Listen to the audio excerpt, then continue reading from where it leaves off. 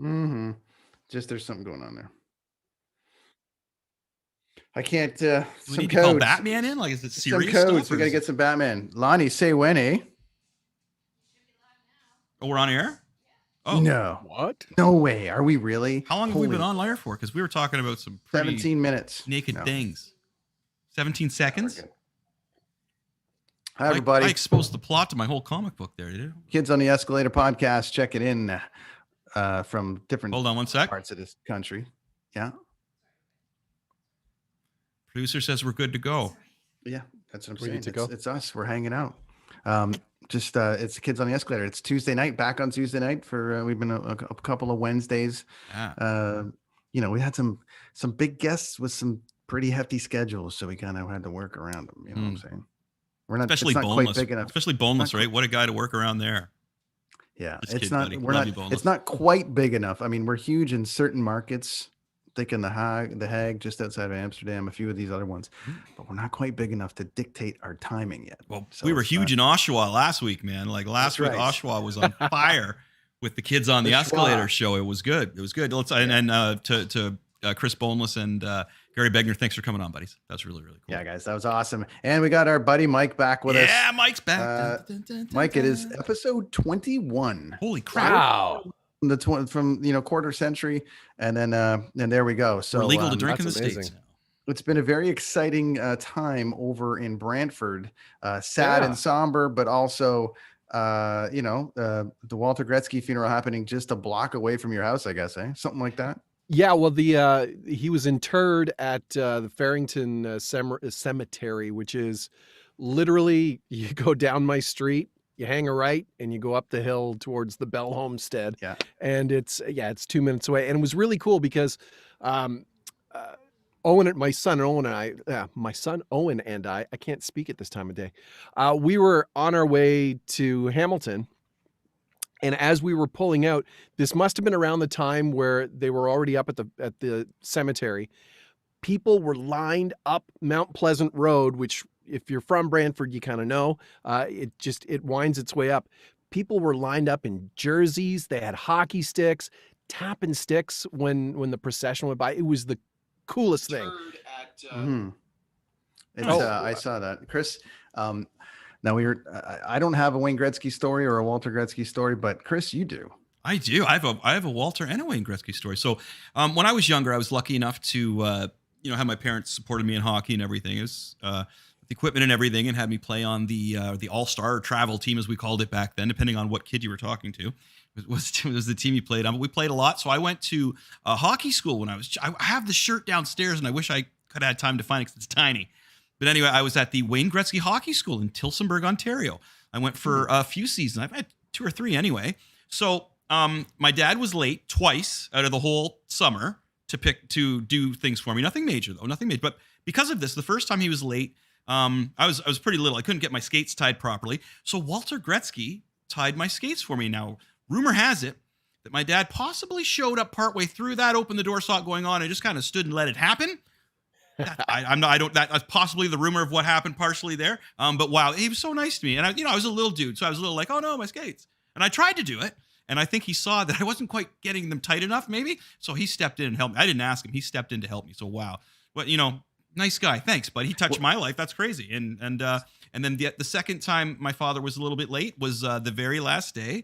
And I'm waiting for him. And in pulls this nice little red hot rod, and out steps a young Wayne Gretzky. And then my dad pulls in right in front. It was like he pulled in and then my dad pulled in right like that. Now we got a photo and everything together. So I got to meet Walter, and Walter was there for the majority of everything, of the ice time stuff, right? He was there. But the other people that were there at this thing were crazy. I'm trying to think back, like Colin Campbell back, because he was a player back in the day, right? Colin Campbell was there. And I remember he was one of the guys that ran the whole deal. There were so many other famous hockey players. It was amazing. It was a really rad time. I was just a wee little guy back then. I was probably novice.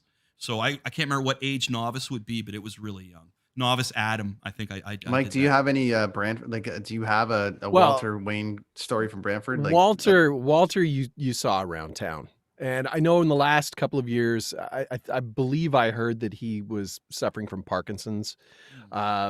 Years ago, my kids went to Walter Gretzky Public School. There's an elementary school that was opened up in his honor. They named it after him, and they went there. So he came to like the big, the ribbon cutting ceremony. So, both kids got to meet Walter.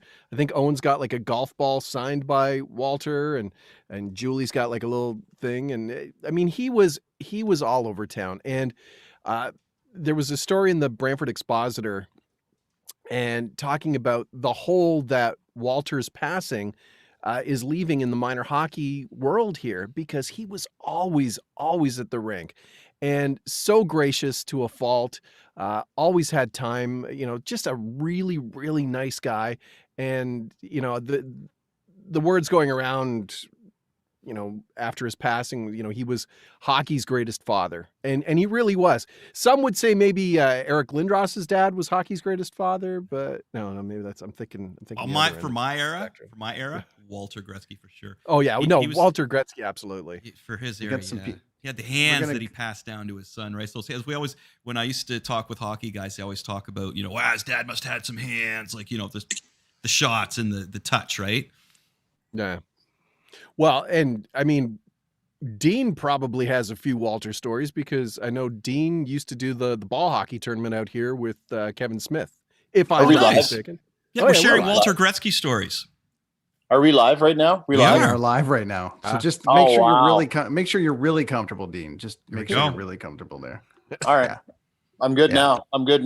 Excellent. So why don't you tell a Walter Gretzky story, and then we'll get into the thing. Hey, there's JJ. Hi, JJ. We got Lachlan. What's up, buddy? We got Lachlan Cross coming on. Dean, hey, everybody. Walter Gretzky story.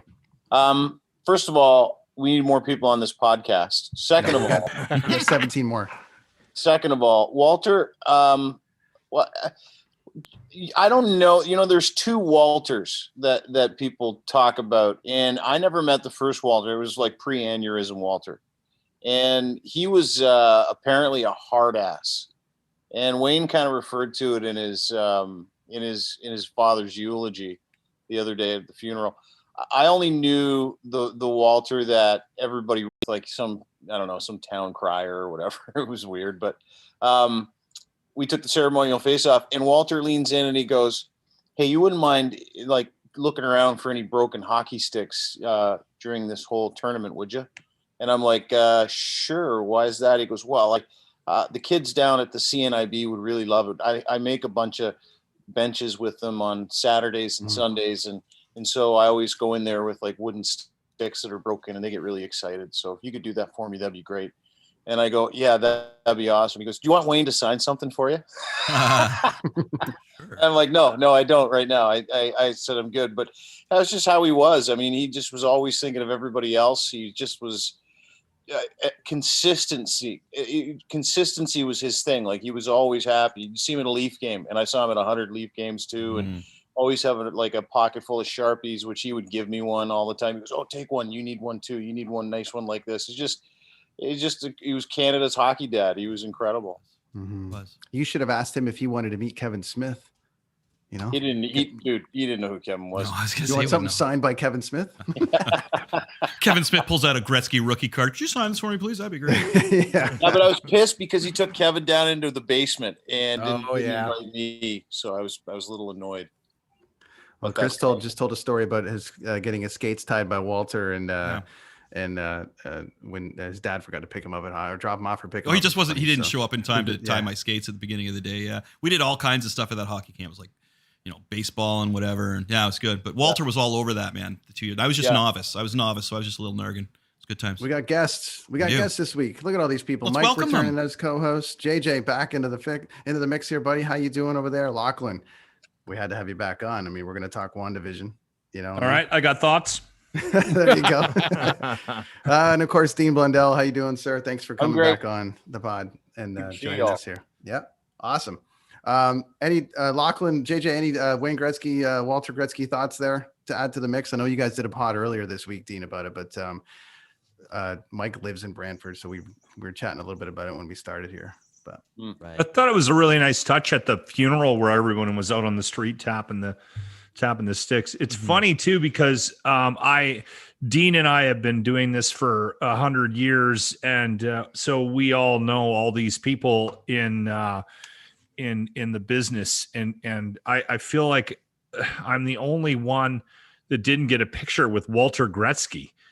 Like, I met the guy, but every single broadcasting friend that I know, I'm not that guy. Are you that guy, Dean? All right, let's get a pic. I've never been that guy. And then every time someone dies or they're in the news for some reason, all these pictures show up, and I'm always like, maybe I should have got a picture with Walter, right? Like, I just never think of it. But he showed up at a radio station I was working at in Edmonton with his son Wayner to do an interview for some charity thing, and like Dean said, he was just the sweetest guy in the world. We were chatting in the back, and I remember saying that because I didn't know who he was really. I mean, you heard him, but I never met him. Heard of him. Well, who he was? You fucking insane. Well, I knew who he was. I didn't know him as a person.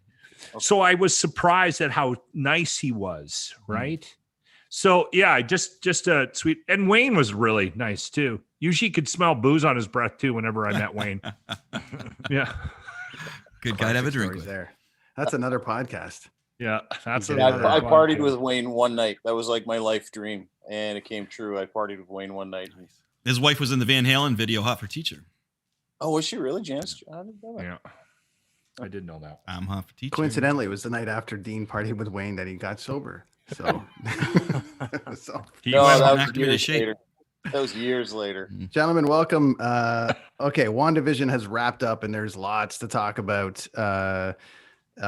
Lachlan, thanks, and Dean, you guys were almost out, and then you stuck around. So here we are to talk about it. It's been a lot to decipher and break down, and it definitely changed the way television. I think they changed potentially the way the MCU. Dean, we need you to sit up. I feel like I'm in bed with you. This is creepy.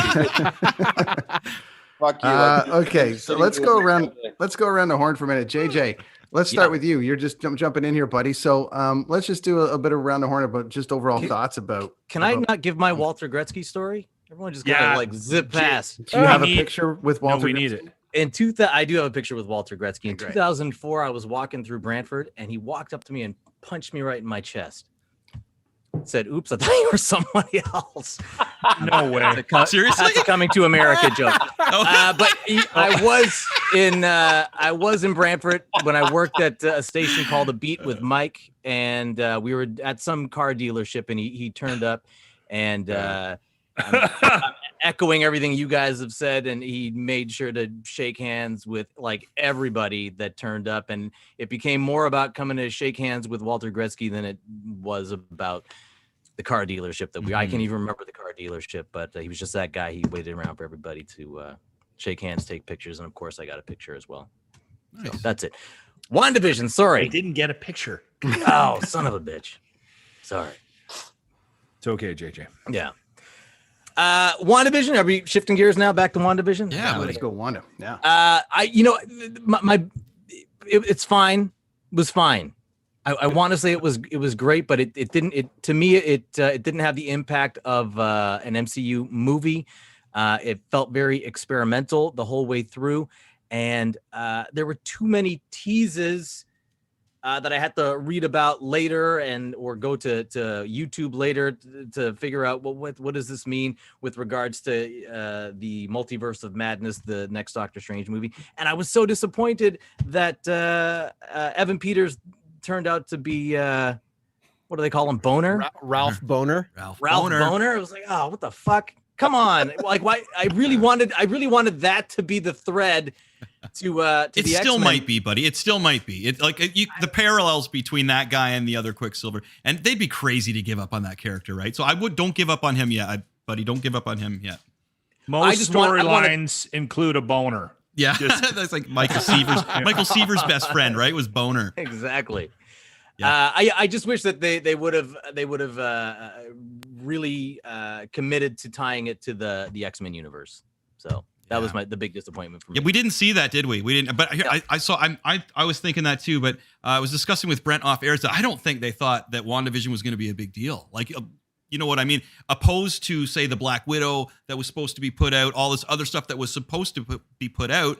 Yeah. They have this. They have WandaVision. Like, well, are they going to like it? And everybody went nuts for it, which was crazy because it got over-examined. I was one of the people that over-examined it. You know what I mean? Like, we've been desperate for it. We've been desperate for the movies, right? And it's the best we had. I have a question for you because I was sort of thinking about that. I had a moment today where I was catching up because I hadn't watched the finale yet. So I finished up with Dean's podcast, went downstairs and had a go at it. And I was sort of thinking to myself, as somebody who's not a nerd, why would they do this show? Why would this be the show that they would spend and a great deal of production money thrown at it as well? And the one thing that I came to the conclusion with is I think Wanda, what's her name in real life again? Elizabeth Olsen. Yeah, she's really strong in this. Oh yeah. And do you think there was a moment when she was filming the other nerd shit that they went, hey, there's something here, and maybe it's worth building a series around? That was my thought, Chris. Yeah, it could be. It is going to lead. It's going to lead directly into Doctor Strange. What's going to happen here? I think the only big fan thing was we thought we were going to see a little more of that lead into Doctor Strange. To be honest with you, I think with the COVID hitting, they were kind of scrambling for what we can release. And for whatever reasons that this one worked, I'm not sure. Was it timing? Was it, because they thought they should do more with the actress, who was fantastic. This show, I keep forgetting her name. The other lady there that played Agatha Catherine Hahn. Catherine Hahn, superstar. She was amazing. Like she kept good. Me like, you can't, when she's on screen, you have to watch. I thought that was great. But I think personally, this was just like anything, like the NHL trying to throw together their COVID hockey season, right? Like I think it's similar to that. Who knows why or what this one came to fruition, but it's leading into Doctor Strange. And the other thing I was going to say is that I don't think you get overwhelmed with it. It's like, okay, you got to throw all the mutants in here. We got to see the X-Men. That's not going to happen because they've had so many other things that are planned. So what I think they're going to do is you're going to see later on, we started mutants. Like Wanda's a mutant. That's the only reason that she could accept that stone. They basically said, wow, how did you survive that? And we found out that she's a mutant witch. So that's explored. So I think then in Doctor Strange, we're going to discover another mutant. And then by the time we're done phase 4, they'll be like, whoa, look at all these mutants we've discovered over each movie. And then after everything's said and done, we'll hit phase 5 and it'll be mutants. That's the logical thing I'm thinking. Sorry, I'd gone for long on that, but that's what I'm thinking. Because everybody was looking for this big Magneto thing. But bringing Quicksilver in was a huge thing. And I really can't see them letting that go because that's like killing Boba Fett. When Mike and I were discussing killing Boba Fett, it's like, how can you kill Boba Fett when you can make so much money off that? Just from the business side of it, not just even the cool side of it, right? But to break everything down, the biggest thing that I enjoyed about Wanda being so amazing is that she's a character from the 60s. They didn't make like Batman's really popular. Let's make a Batman girl woman, or because there's 4 Spider Women right now that have spun off from Spider-Man. So my whole thing about that is let's take a female hero from back in the 60s and make her cool because there's tons of them. And that's what they did with Scarlet Witch. She's one of the very first mutants in the X-Men books. Like in the first 7 or 8 mutants that were ever introduced into the Marvel Universe. And I think that's another reason why they used her, because she could be such a strong character. She's been around. I didn't realize the connection with the starting point. Yeah, dude, she's been around. She was so the X-Men started, and then a team opposing them started called the Brotherhood of Evil Mutants. Magneto led it, and his daughter and son, Scarlet Witch and Quicksilver, were in this with the Blob, the Toad, and Mastermind. So you've got your X-Men, and of course you got to have your villains against the X-Men, right? So that's how Scarlet Witch came into play. So that's why everybody was screaming for, oh, where's Magneto? Where's Magneto, right? And on another side note, how many people did they say were in that town? Like 1,000 or 2,000, or was it? I don't recall. There was 3209 at last count. Okay, so all those people are gonna hate mutants. They're gonna hate mutants. They hated Wanda. So again, another seed planted towards the mutants. and plus that the douchebag Hayward guy, right? Who the Two Broke Girls chick blew into his truck there, which she was awesome, Darcy. What a douche that guy was, right? So it all ties into what's going to happen next, and I think he's going to hate mutants as well. So we're planting seeds as we go along, but I don't think all these Marvel fans are going to get the X-Men yet. I don't think you're going to they got to get through too much stuff first. And Fantastic Four, we got to bring them in. Dean, what do you think, bud? Dean? I think, okay, so two things. Where the fuck did Vision go at the end of that series? Just went into the air. He went to another movie that's coming up. See you later. Yep. I thought that was bullshit. If he's around, him and Elizabeth Olsen should be making cyber babies right this minute. But so I was unimpressed that they just kind of wrote him into the sky. I thought that was silly. But the other thing I kept thinking when I was watching this, because I really fucking enjoyed it. I enjoyed how it made me go back and watch Age of Ultron and Endgame, and made me kind of do some reading and some research and get interested in it. So I enjoyed that part of it. Some people I think get annoyed, but I like that because I got to go rewatch these movies and go, oh, this is what they're fucking doing. I get it. Okay. But how smart is Disney? Each one of those characters in every single one of those comic books has downtime, right? We're watching Wanda Maximoff's downtime between movies in a series. Yeah. I think I was thinking that the other day. I thought, fuck, is Disney ever I don't know what they bought it for. I don't know, $500 million, maybe $2 billion. I don't know what they bought the rights for. Assuming it is them, right? It's Disney. I'm not crazy. Disney owns that franchise. Yeah. Oh, yes, you're correct. Buddy. Disney. Yeah. I think they own everything. So I'm looking forward to. I enjoyed this so much. The other part of that equation with Disney is how many other downtimes of other fucking superheroes do we get to watch? That's a great how point. much money can they possibly make from this series and correct all the storylines? So to JJ's point, you're right. I was unhappy we didn't get a tie into the X-Men, but fuck, I mean, the night's young. Oh yeah, right. It's coming. Right? Yeah. Mikey, Keanu Reeves was supposed to be who? Because there was a conversation about him showing up. Mephisto, okay, yeah. Mephisto or Darkness, yeah. Mephisto, is that the guy's name? Mephisto, yeah, it's just the devil, right? Oh, Mephisto. I thought you said Mephisto. Mephisto. That would be an awesome character, though. I'm gonna have to design that for my comic. That's going to be a different channel. That's the Vivid video. Locke and I watched 4 minutes of this thing called Fisto today in the podcast. It was it's my new favorite pornographic film. It's incredible. Fisto. Okay, that's totally going to be a total. That'll be a total Brazzers sort of parody, though. Mephisto. I same I love idea. Those titles, by the way, Mike. Oh no, they're so good. Porn titles. The best one was Game of Bones. Yeah, that's a good one. Well, I've married with hormones. Didn't Kevin Smith nail it with Star Horrors? Star Horse. How Stella got her tube packed is my personal favorite. Same as everybody else. Shaving Ryan's privates. Yeah, that was another one. Sorry, Mike. Go ahead. Awful. No worries. I thought it was great. Same idea. I think they were testing the waters because, to what you were saying, Dean, all these characters that we know from the first 3-4 phases of Marvel. We're not going to have Iron Man anymore, no more Captain America. I think this was kind of testing out to see if the fans would latch on to some newer characters that they could sort of get past, just the Iron Mans, the Thors, the diehards. Elizabeth Olsen, yeah, she's solid. I think they're probably realizing now that she's going to be, for lack of a better word, the hot chick for the next series. The whole franchise, right? This is a franchise. Yeah, so the Scarlett Johansson, she's going to assume that role. I think they'll bring eyes in on that. She's a great actress too. The way she was able to play all the different genres of TV, even up to the Modern Family, the to the camera shots.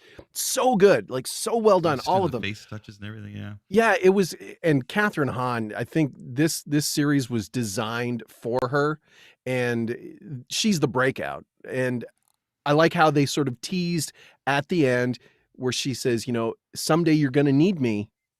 And so you'll know where to find me. So I think we'll see her again. And I think, Chris, you were saying that in the comics, she ends up being a mentor to Scarlet Witch. She does. So that's a lot of people are saying she's going to come back and get her. But the big point is the twins. In the comic industry now, there's the Young Avengers and there's a Young Hulk.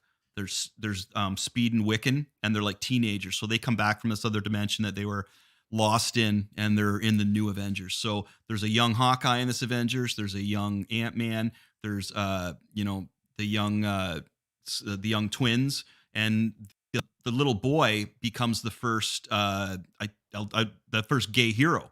LG, whatever you pronounce that properly, but I mean, he in Marvel Comics, he's been one of the first male gay characters. I think North Star was the first one, which was a Canadian comic, Alpha Flight. But this is what happens with those two characters. So the kids are going to be back. Captain America gay? No, they haven't done that. They've made him part of Hydra though in one comic, which was really weird. He like all of a sudden it was like Captain America was all along a secret Hydra spy. And people hated that storyline. But yeah, don't get me started on those. Oh my gosh, I could do. If Disney's smart, which they tend to be pretty smart, like you were saying, young Hawkeye, they've got the Hawkeye series sort of on the way. Well, that's why I say, yes, I'm saying, Mike, like they're aiming for the Young Avengers. So they could. Most interested in that. No interest in watching the Young. No, I don't either. No, I'm so disappointed in that. But there's that audience though that the iCarly audience. I say iCarly because it's super dated. You're right. The Jesse's like Mike. I know. Yeah. All those sort of kids shows. That Sesame Street audience. That Sesame Street audience. The iCarlys, the kids, the Jesse's. Rap. I think Disney's probably looking at that as another avenue, aside from just cartoons. Paul Bettany, I don't think he got near enough credit for how good he was. I love Vision, man. Yeah, love the character. I love what he did with the character. I mean, to come from being just sort of that disembodied voice. Why the fuck was he British though? I mean, do we need that? Well, because he's based on the butler. He's based on the butler. I blame the Queen. It's originally the butler for Tony Stark's dad. I think wasn't it originally that far back? Yeah, or was it? Yeah. So Jarvis. Jarvis is basically. I thought it was just one of those annoying things that we do, like where we just got to put the token British guy in. Like we haven't had a British guy yet. Let's throw him in. But when Jarvis turned white at the end, the Queen was stoked. Zing. But yeah, it was great. Too many teases, and they really played into the hardcore fans. I mean, at one point, it's like, oh, they're going to bring in John Krasinski as Mr. Fantastic, because Monica Rambeau was alluding to this neurospace engineer guy. So I think they consciously knew that the hardcore fans were going to try and talk it up. And that's where the only thing, it just kind of left me a little bit flat at the end. It was like, okay, so there wasn't any real big, beefy, aside from Monica Rambeau becoming this photon, which again, just sort of barely scratching the surface. I know there was that after the after credits scene where she meets up with, is that like Talos's wife? Right? Oh, one of the Skrulls, yeah. And alluding to, I guess, Nick Fury, who's still in space with all those guys, which is going to be another series. So yeah, there's a lot of small things in this one. I like you'll later on. They're pretty smart though at Disney and Marvel. So can I ask you guys a question? You guys are all waxing about how unbelievable this show was, but let's throw a couple bricks at this, okay? Kat Dennings was terrible. The chick who played Monica Rambeau, terrible. Like they need to get some better actors. Here, another thing that I loved, John Woo, unbelievable. They need Jimmy Woo. Jimmy Woo. Sorry, Jimmy Woo. Yeah. But there was some bad acting in that series too, boys. Well, wasted too. Like I mean, the other side of it is like I have a Kat Dennings Darcy moment here where I'm like, kind of seemed a bit pointless, like the whole thing, and then to have her just show up and run the guy over in the truck, and it's that was it. Yeah, that was it. I'm like, I don't know. That was a wasted kind of. Has she ever been good in anything though? No, never. Okay, then I'm not wrong. The fappening, she was really great in the fappening. Yeah, okay, yeah. She wasn't half bad in 40-Year-Old Virgin. I thought that was. Yeah. Oh, she was young there. Well, Yeah. there's a No, movie she's called really good. She's really good. She's really good in that. Wasn't that? But in this, she's a it god was awful like, actress. She Two is Broke awful. Whores. No, it's Two Broke Girls. No, I'm Girls. talking about the other version of it. Oh, we're doing this. I just thought that was a waste. Oh, she wasn't actually in that version. Sorry. Oh. No, I thought that No, was Just I a thought- look-alike. Yeah, and There I we could do go. without Monica Rambeau. But can you guys piece something together for me too? Sure. Here's just one quick question: Monica Rambeau and Captain America, are they an item? No, Captain America was hooked up with that other girl. From the I always show. thought Captain America was gay, but you never know. No, yeah, actually, because he was always going after girls in the No, in the Captain movie. Marvel. Captain Marvel. Captain Yes, Marvel. this is going to link to Marvel. Captain Oh. Marvel totally. See, Monica Rambeau basically has the same powers as Captain Marvel. Marvel was trying to get a different look on Captain Marvel, so this is the storyline that they went with was to branch it off that way, so you could have two Captain Marvels. Yeah, you're see- not building a franchise around Monica Rambeau, whoever that actress is. She's god awful. Sorry, No, go ahead. that's the thing. Like that's a lot of that's as I was mentioning about how many there's more Spider women than there are Spider men right now, and I don't want to upset any women out there at all. It's the point of taking again instead of taking making a female Spider-Man or making a female Batman, grab these old characters and bring them up. Yeah. There are a lot of really good female characters. You don't need to, as we're talking here, you don't need to kill them all like that. You don't need to. Just replace her with a different Monica Rambeau that can act. Yeah, or like a Pat Dennings. yeah. Like, Well, the character too is just a ripoff of Captain Marvel, though. You know what I mean? It's not like it's anything new. Whereas it would have been decent if they brought maybe the Dazzler in or somebody else who's from way back in the. That's me because I'm old school. I'm an old dude. So Monica Rambeau in the comics came in the 90s. Sorry, Monica Rambeau came in the 90s. Scarlet Witch came in the 60s. So there's your time span between when they're created. Dean, to your point about like these side stories and what everyone's doing in between the universes. So do we want and do we have time to watch all of these side stories now? I don't know how the fuck you guys know all this shit already. Well, it's old from when I was a kid. I read all this stuff when I was a kid. So it's machete. Like this podcast should be called Adult Nerds. It should be called like this is literally people who have loved this stuff for so long, and now it's so mainstream lock that we're getting sucked into it, right? And like JJ, I don't know your history with comic books, but I don't know if you own any. But at the same time, there are so many different surface people that are enjoying these stories, like me, that are going, fuck. These guys are a gold mine of information now. Like we're all sitting here sucked into this thing, listening to Mike, Chris, and Brent go, okay, Not so me, this is Chris what happens and here. This is what happens here. We're on a podcast at 9:37 my time. I just watched the Leafs lose. And I'm like, fuck, I want to go on a That's podcast. horrible. I hate seeing that. These guys are like life I'll is feel now for you for tomorrow. these guys. You know what I'm saying? Life is now for these guys, Locke. Well, and you made a point, Chris, and I think Brent as well, about how Mike did. How distracting all the Easter eggs were. I didn't catch any of them. So I was watching this. I was watching this from the perspective of, is this good entertainment? Right? And would I like to see Wanda naked? I mean, those were the thoughts that were like going through my mind. Yeah. Right. Yeah, sure. There's some other movies she's been in, so there you go. Well, see, JJ, you touched on that, like the to that point, like Boba Fett, not wanting to see like too much of the Boba Fett thing. You're kind of like all these side stories. So do you want these stories? Because like the Falcon and Winter Soldier are coming out next. Are we all in on that, or is everyone that like looks I need awful? I need a break? Sorry.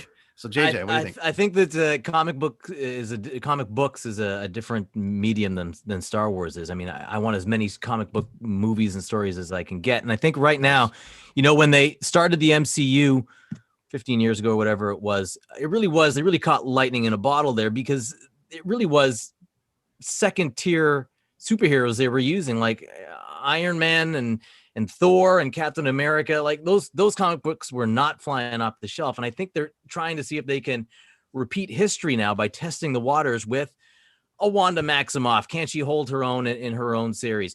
Can Tiana Paris's Photon carry her own series? And I think right now they're testing the waters. It's the perfect time to do it. Doing it in TV shows is a good medium to do it because they don't cost as much as movies cost to make. And I think that's kind of what's playing out right now. I mean, Disney has had some, miserable fails when it comes to Star Wars, but tremendous successes when it comes to Marvel. And they want to, I think they're studying the audience, and they're studying sort of what they can get away with and what they can capitalize on. What do you basing nobody can go to the theater failure on, though? Nobody can go to the theater right now, though. Anyway, so there's like, are they? So why really not? This is a perfect time to do it. Yeah, well, that's what I'm saying, right? Like, so as far as failure. movies go, when do you think we will see a movie again? Well, Spider-Man 3 Homecomings or No Way Home. They're saying that they're promising to only release it in theaters at Christmas. So Wow. Okay. So Christmas will be it. Yeah. We'll all be back in the movies. Yeah. Locke, what Okay. were you So saying here's there, a Locke? question. Here's a question for you. Hold on, Dean. Locke had a question. Locke, Yeah. Oh, okay. gotta Sorry, do Dean. it. So Star Wars is a fail? Is it because they make a ton of money, don't they? oh yeah. Well, there's two fails. Sorry, it's the monetary one and there's the fan one, right? Then yeah. So Yeah, you're talking about exactly. the fans didn't like the last trilogy? I didn't like it. I like the first one. I didn't like the last two, but that's It divided the fans, right? And that's not what you want to do. You want to unite people, especially guys like us who have been waiting, decades for it to all come together. And yeah, buddy. it did not. Mind you, I enjoyed the final movie, but overall the trilogy it fell flat for me. It did not. Well, it's like the fulfill Star Wars all the- franchise was the one that Disney picked up that everybody shit on. That they basically said as soon as Disney took over, they took a dump on it. Whereas with the Marvel universe, it's almost as if they recognized their failures with the Star Wars and said, you know what? You guys know how to do this shit. Like Jon Favreau, you go, we saw what you could do with Iron Man, and like we trust Kevin Feige, we trust, the Russo brothers, right. because they made great films, and I would love to see the sort of the map, like the poster board sort of plotting everything out, because that Kevin Feige has probably got this master plan that they're sticking to. And I think Disney realized, you know what, maybe we just let them do their thing and trust in the process, as opposed to like, oh, we got Star Wars. Well, now let's try and Disneyfy this and make shit that we can sell at Disney World. Continuity is really important in these stories. Diener. If you guys all want to shit on me, I'll take $1 billion. Like I'll Fair let enough. all 5 of you shit right on my chest. Okay. dude, that's already on Pornhub, right? So you can already get that. Okay, so speaking of failures and massive pieces of shit, Justice League is coming out. Zack Snyder's, and I'm not hijacking your podcast, but I'm talking to some nerds and I want some nerd answers. So Justice League's coming out, and why have they, A, are you looking forward to it, or does it look as stupid as I think it looks? And then B, why can they not make a decent Superman movie? They can make a fucking movie with one of the Olsen sisters. I got an opinion on all that. And they can make a movie out of nothing. Basically, like Marvel can kick ass with any character peripheral and turn it into a massive franchise. Superman, forget it. On TV, before you get to Chris, before you get to on TV though, like the new Superman and Lois series, great.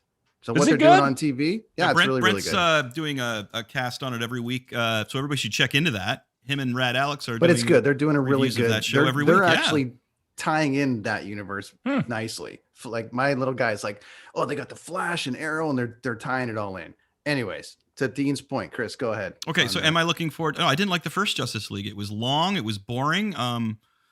Here's the problem with DC, and I've said this before. There's no continuity between these movies, man. Like, is the Batman universe that we loved with Christian Bale even tied into this one? No, they've even said that the best Joker, the best DC movie ever, in my opinion.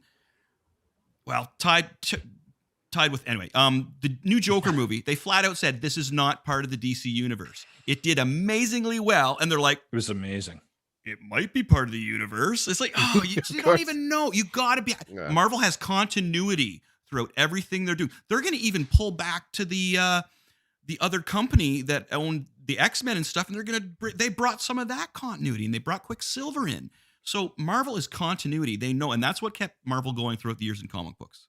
So, no, but I'm not just talking about the DC universe and continuity. The Superman franchises suck ass. Well, because there's no continuity. Like, is the one thing that no, but the movies suck too. Because it's always Lex Luthor, right?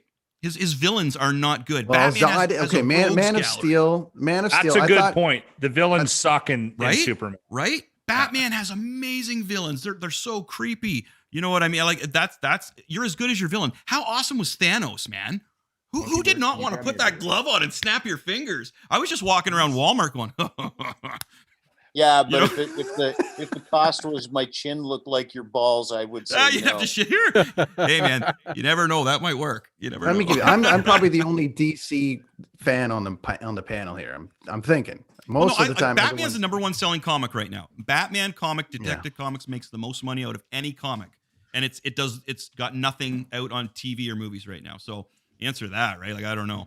But I think it's writers. But the problem is on the Justice League side of it too, is that it was 2 movies that they tried to jam into one, and it was 2 different directors. And Zack Snyder's cut that's coming out was supposed to be the original cut. He had to leave because his wife passed away, and they brought in a new director from the Avengers. What happened there with his wife? Zack Snyder was brought in. Yeah, Zack Snyder daughter, right? Yeah, it was daughter. Yeah, so Zack Snyder came in to do the Justice League, and that was going to be really good, and he actually did Superman, so there was a bit of continuity. Like there was a bit of like keep the same director, and then he had to leave, and they brought in what's his name there, Mike? You know the director's names for what Joss Whedon, wasn't that who came in? And he changed. And he was the guy. He basically took all the Snyder stuff and said, I don't like this. And then they shot all this new stuff and then put it all together. So then DC was basically like, all right, Zach, you can put your cut out, but we're not doing anything else with you. So there's the other problem that they're not going back to him to let him to. But they've also and they've surrounded themselves with douches. I mean, what's the guy that plays Cyborg? He is still on about the treatment that he got on Justice League. And I think it was Joss Whedon that he was pissed about, and they had like sort of the inquiry into it and all that. And it starts at the top. I don't think they collectively had any idea what they were going to do, and just let's throw shit at the wall. Their TV series were really good. I mean, Flash was excellent. Arrow was excellent too. Dean, the other side, we touched on it last week too. The other thing, Dean, is that the guy who owns Superman, all right, the guy who owns Superman, Kevin Smith can tell you this story. Kevin was basically shortlisted to direct the new Superman series, and just as he basically had submitted the treatment, the guy who owns the Superman series was like, all right, no matter what happens, he's got to no matter what happens, hold on, I'm losing my mic. There we go. He goes, no matter what happens, he's got to fight a giant spider at the end. And what? And so Kevin was like, submitted something. They're like, no, he's not going to, he's got to fight a giant spider. And it went away. And then the same producer produced The Wild Wild West, and Will Smith fights a giant spider at the end. So that's their problem. They got, to Mike's point, they got idiots like running the thing. And you're never going to get it. So I think the Superman Lois series is really good. Filmed just a block away from here, actually. And they've done a really good job with tying that in. So anyways, I don't know. We're going to be waiting a long time, Dean, for a really, really, really good DC thing, I think. And how many times really like... sorry. I was just going to say, how many times are you going to reboot Superman? With Lex Luthor. Come on.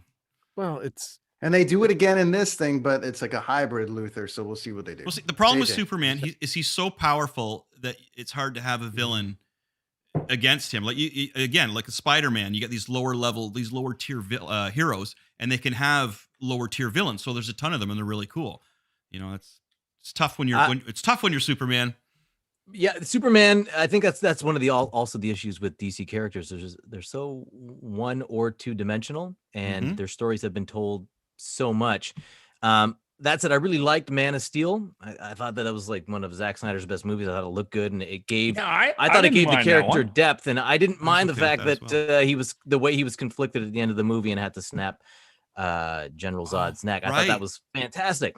But then it just went downhill from there. It was like, no, you need to sketch this out more before you go ahead and make a movie. Fuck the timelines. Mhm. Let's just play. If it takes 3 years for you to write a fantastic sequel to this, take the 3 years to do it. But they haven't done that, and they've kept the characters one-dimensional. I think one of the advantages that Marvel has by taking these tier 2 and tier 3 characters is that people aren't so familiar with them, so you can flesh them out and you can give them these, you can expand on the backstories for them. You can, like they're doing with Wanda and not connecting her so far to Magneto and his, you know what I mean? Like there's just more room to expand when people aren't as familiar with the characters. You can't fuck with the story of Superman because everybody knows it. And you know, same with Batman. And I think part of Batman's success, like you said, Chris, is that the villains are so amazing. Yeah. You can do all kinds of stuff with the villains, but you can't do much with Batman. And when you do, people are so married to that character. That's a great point, dude. Like that is a really good anything. point. Really, We're just going to ignore that Ben Affleck was Batman here. Yeah. Like we're just going to ignore that he sucks as an actor. Well, I'm just saying, when you do try to do something with Batman, when you do try to do something with Batman, the fans hate it, i.e. Ben Affleck, right? So Affleck was the bomb in Phantoms. You're the bomb in Phantoms, Joe. Kevin Smith joke. All right, so WandaVision, final thoughts. We'll wrap up this part of it. Chris, think you got a little bit of trivia for this troop, or did you bring? Yeah, I got some easy trivia for you guys. Oh, plus just Johnny Matusiak's really trying to say hi to us, Brent. Oh, okay, Johnny Fish, what's up, buddy? How you doing? Hi, John. Got it. Hope you're doing well, buddy. There's like a whole bunch of. So I got some really easy Marvel trivia.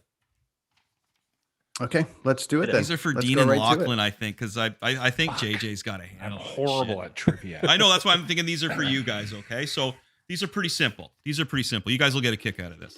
Okay, so I'll start with Dean. Dean, name 2 Spider-Man villains. 2 Spider-Man villains: Thomas Hayden Church and nice. Yeah, the Sandman and Venom. There you go. Beautiful. Okay, Lachlan, name 2 Batman villains. The Joker and the Riddler. There you go. There you go. Simple stuff. I'm glad I got the Batman because I never watched any of the Spider-Mans. Okay. Let's take this up another level, okay? We're going to go up to level 2 here. Okay, Dean, name a girlfriend. Name a girlfriend of Peter Parker, Spider-Man. Name a girl that Peter Parker dated? Mary Jane. There you go. Boom. Okay, Of course, Lachlan. the pothead knows Mary Jane. Same question, but Batman. Name a girl that Bruce Wayne dated. Oh, shit. Oh. Maggie Gyllenhaal. Yeah. Who's the chick with the cold sore? Which one? She was married to Tom Cruise. What's her Droopy eyes. Katie Holmes. Joey. Yeah, Joey from Katie Holmes. Yeah. Dawson's I'm Creek. trying to think of her character name though. Go all the way back to the 90s there, Lachlan, with Batman and girlfriend. stuff. Who was the girl that he was dating with the Jack Nicholson movie? Go back to Kim Basinger. What was her name? Yeah. Reporter. I don't know. Used to Did work for the Batman ever Huffington bang Post. Catwoman? There you go. Catwoman's one of them. He actually married her in the comic books. You got it. Vicky one, Vale. buddy. There you go. Was it Nailed Vicky it. Vale? Dale. Vicky Hold on, Vale. Let me add to that. but Vale. Catwoman, yeah, no, Catwoman was like, Catwoman is his actual, like, yin yang kind of like completes him. So that was a good call, actually. That was good. Okay, so wow, Michelle you guys are Pfeiffer? yeah. Michelle Pfeiffer played her, and so did Halle Berry did like a Halle Berry. That's right. Ooh. Catwoman movie that was really Brutal. Yeah, Then, I and got again, it. Halle Berry. And what's the other one? The one from the the other girl that Anne played Holloway? Catwoman. Julie That's Newmar. Hathaway. Anne Hathaway. Sorry, that's yes, it. Hathaway. Yeah. But Hey, again, Eartha Kitt. These are great trivia Eartha questions. Kitt, yeah. But can we go back over Katie Holmes' cold sore for a second? yeah, I was gonna say which girl? Have you seen the size of that thing when she really gets a heater going in like December? Did she get it from Tom Cruise? I was gonna say, is that leftover from dating Tom Cruise? I don't There know, is but not there's some one. pictures out there of that cold sore. Sometimes It's it goes literally- right in your nose. Yeah, It's a it's the bad one. size. It's the size of a small man's fist. It could didn't have seem its to own bother Jamie character. Foxx because he kind of took over the duties from Tom. After Oh, he that, didn't he? Yeah. Yeah. Anyway, sorry. you Go go. ahead. No, but, Go ahead. but the Catwoman thing is like JJ was saying is that that's another one you really can't mess with. They tried that with Halle Berry, changed up, didn't work. Okay, Okay, Did you so ever now see we're- her in Swordfish? Yes, I did. I saw Yeah. all of her, almost. She shows her boobs. She does. As I say, almost all of her. $1,000 each. Okay, she get here's some. 500 We're grand getting some each? tough ones here, though. Okay, 2 Marvel questions. Okay, Dean. Yeah. Name the original X-Men from the 60s. Comic book X-Men. Or you can just say can't do it, and we'll pass it on to JJ. Comic No book pressure. X-Men. Well, The original for sure, X-Men. For sure it was Magneto. No, he was in the Wolverine. Brotherhood. He was just the Wolverine. X-Men, just the good ones. Wolverine. Nope. Oh, fuck, who cares? Storm. JJ. Thor. Angel, Thor. Yep. Cyclops, Yep. Beast, Yep. Jean Grey, Yep. Professor X, Yep. One more. Iceman. Yep. Iceman. Boom. Nailed it. Ding, da, ding, ding, ding. Wow. Good job, buddy. You're a legit He got it. nerd. This is incredible. That's That's awesome. So I'm hoping that's going to be It's the X-Men solid, we see, JJ. right? Like, and that That was Wolverine's not in solid. there, man. And that's it's funny that because guys like us were probably like, well, yeah, Wolverine's not an original X-Men, but a lot of people don't know that he's not an original X-Men because he's so popular. From Edmonton. right? He's By the way. Canadian. He's Canadian. He was Alberta, created. They were almost going to get rid of Wolverine, and then a Canadian artist, Dave Byrne, came in and said, "No, we got to save this guy." They were almost going to write him off because they thought he was lame. Yeah, Stan I Lee. like the Wolverine. I watched the Wolverine movie. Yeah, that was a the- good one. Logan was a great. Logan was a Dynamite. great movie. Wow. Logan's great the best. movie. Minnie Logan she was awesome. See, there's another Okay, hold example on. of a great female character, man. Wow, little Do I Logan have was a I hope chance? they bring her back. I do too. Something. Do I have a chance to win this with Are this you ready, question? buddy? You actually do. Name Okay. from the I'm gonna comic fucking books. rub it in. If Can I I steal win it? this, If he fucks it up, can I steal it? Yes. yeah, you can Okay. steal. From the comic books, name the original Avengers. Oh shit, I have fucking no idea. No idea. Okay, Dean, you got this? Yeah. Yeah, who cares? No, okay. Iron Man. JJ, That's steal. not the answer. JJ's gonna Iron Man. win. I don't know. The original Avengers. Iron Man. Legendary. I'll get Captain America's not in there. No. Captain Marvel. Aquaman. Iron Man, Yep. Thor. Yep. Fuck. I don't know. Hulk. Is it Ant-Man? Yep. Is Ant-Man? Hulk, Ant-Man, and Wasp. Those were the original Oh, 5. I wouldn't have got it. Wow. Nice. Yeah. And they fought Loki. It was they based it off the same kind of story. They just put different people in there. And again, that's from the 60s. Man. Stan Lee, Yeah, man. Jack I'm Kirby. just glad I got one right. Yeah. Oh, you guys did Hey, good. man. You got Okay, 2. last Both got time we 2. did this, Good. Dean, he asked one question and then Yeah. I blew it and he just moved on. Just Well, ended the it's- podcast. They were hard ones. I wasn't prepared. I didn't want to give you like these crazy questions, dude. I was like, You know, you bring up an interesting point, Chris, when you said Stan Lee. I'm wondering if the fact that Stan Lee was so involved in all of the, the early Marvel films, I wonder if that, made a huge difference. Because you think about DC, there isn't one sort of over, one god amongst Yeah. comic guys there. You've got Stan Lee, who's the creator of all of this stuff. yeah, I him wonder and if other that Jack made a Kirby. difference. Jack the Kirby, artists you gotta were- mention. Jack Kirby. Yeah. Oh, Jack Kirby, and then for Steve Ditko. Wow, and what a weird dude. The guy who so Stan Lee went to Jack Kirby, who created like basically everything at this point, and got him to draw Spider-Man as Stan was describing, and he drew him as a big hero, big guy. So Stan went to this really this weird hippie guy named Steve Ditko, and he drew him as a kid, as this scrawny little kid. So that's the first time Stan took an idea to somebody else. And it got to the point where Spider-Man was so politically against the way this Steve Ditko guy thought that he had stacks of paychecks from his Spider-Man comics, wouldn't cash them. Then to appease him and keep him in Marvel, they said, well, what do you want to do? And he created Doctor Strange, and they said, go my friend. And he went, and Doctor Strange is incredible. Steve Ditko is a really weird dude. I've watched a lot of documentaries on him. Again, like from the late 60s, early 70s type of cat, right? So those guys are different already to begin with, just from the era they're in. But yeah, so does Doctor Strange become a movie then, Chris, or is it going to be a TV show?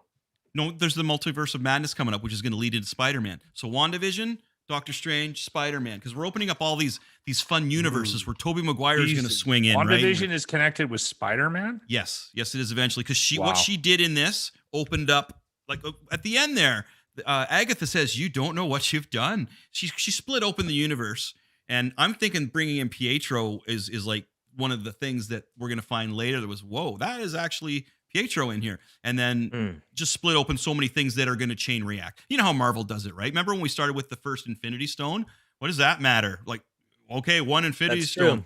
3 movies later, you're like, oh, he's collecting them. And then, when you get closer, you're like, whoa, this Thanos is badass. I can't wait to see him. So who knows what's going to happen, right? But this is just the tip of the iceberg of what. As long as we get dancing Tobey Maguire from Spider-Man 3. I'm sure they'll do that, right? I'm sure they will. The worst moment, I think, of the Spider-Man films. But, Well, Lachlan, Dean, you guys were out and then you came back in on it, and we appreciate. And Dean, I love the fact I wrote a note here that you actually started researching after this whole thing and went back in, and I think that's really cool. It's a tribute to what we got going on here. So thanks, listen, man. I appreciate it. Don't take too much credit, dude. It's the fucking pandemic. Yeah, right.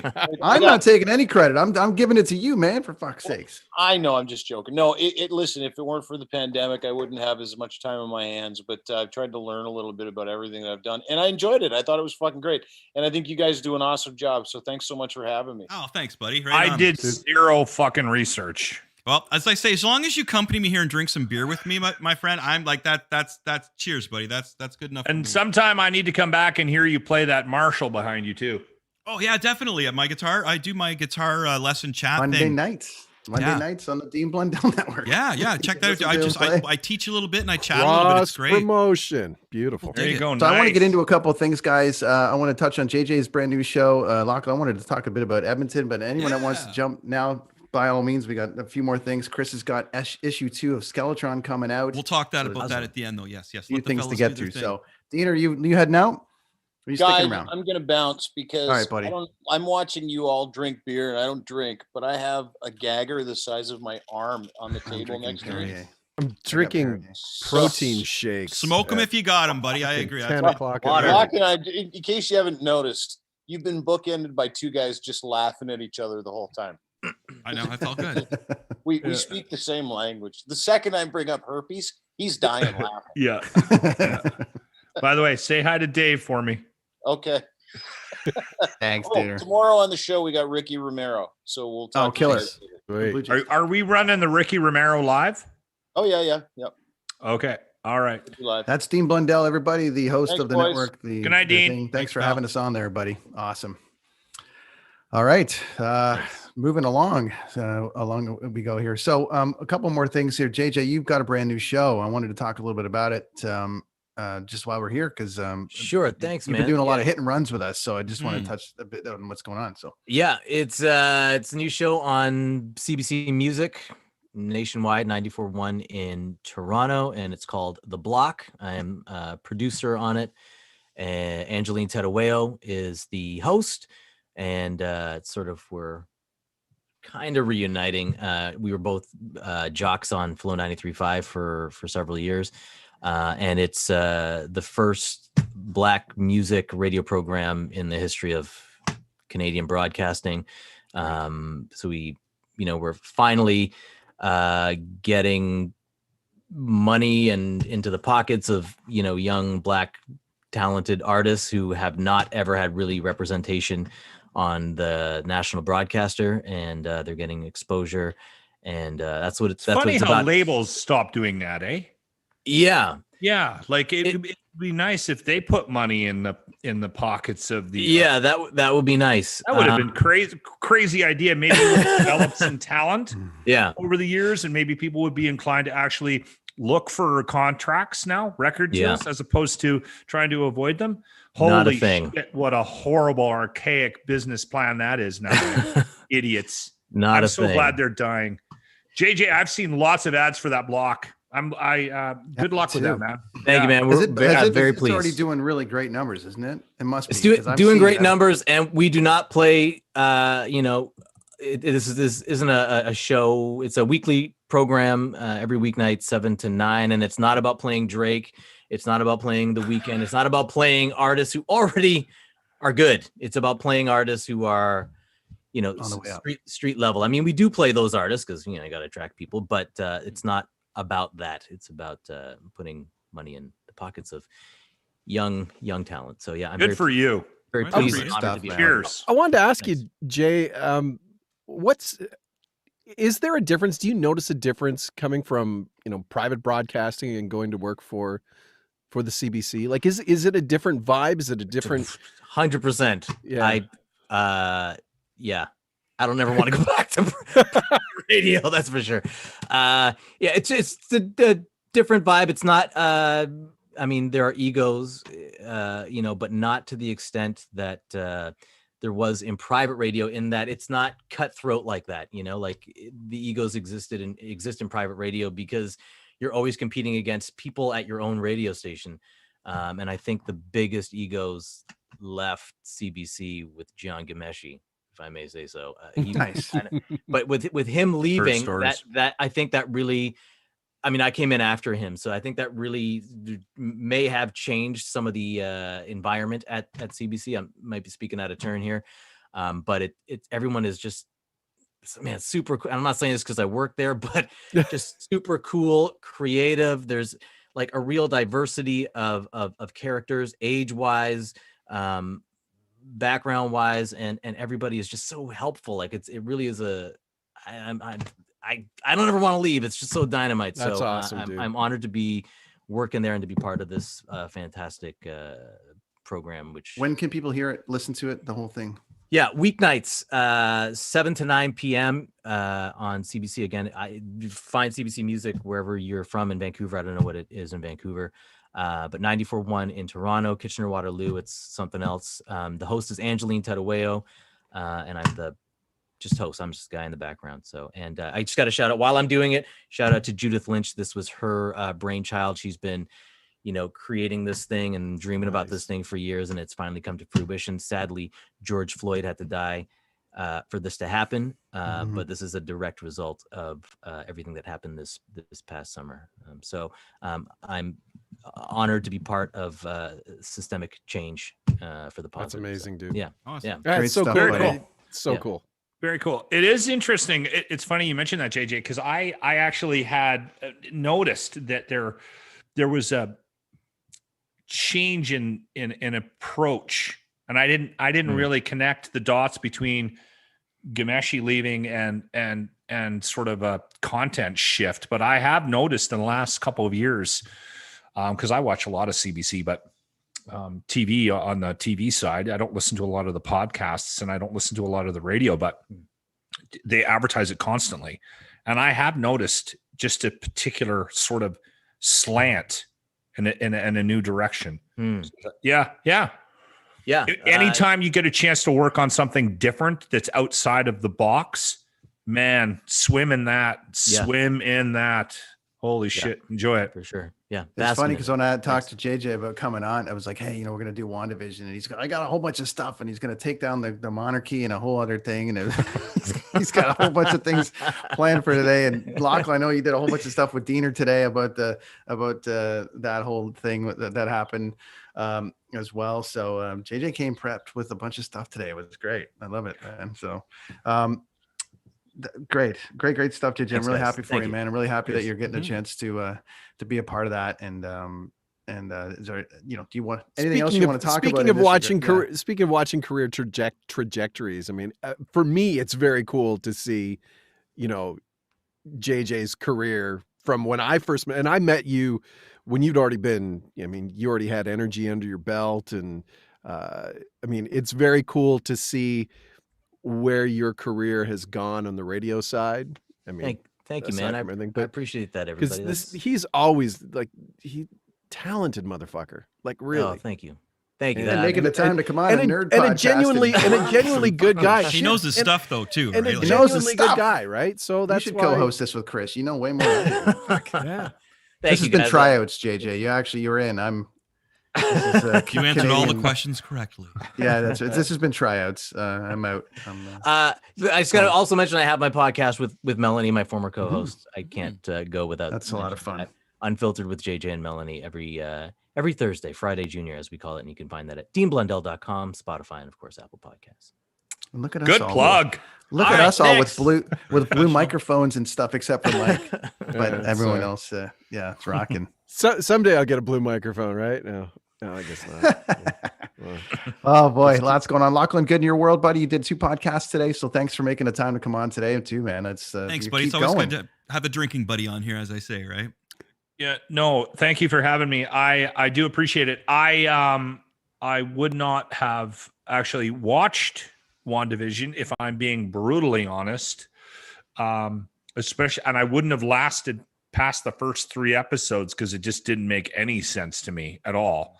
But I actually did. At the end of it, I kind of enjoyed it. It was kind of I thought the ending was, I mean, I'm not a nerd, so I'm watching it with different eyes and ears.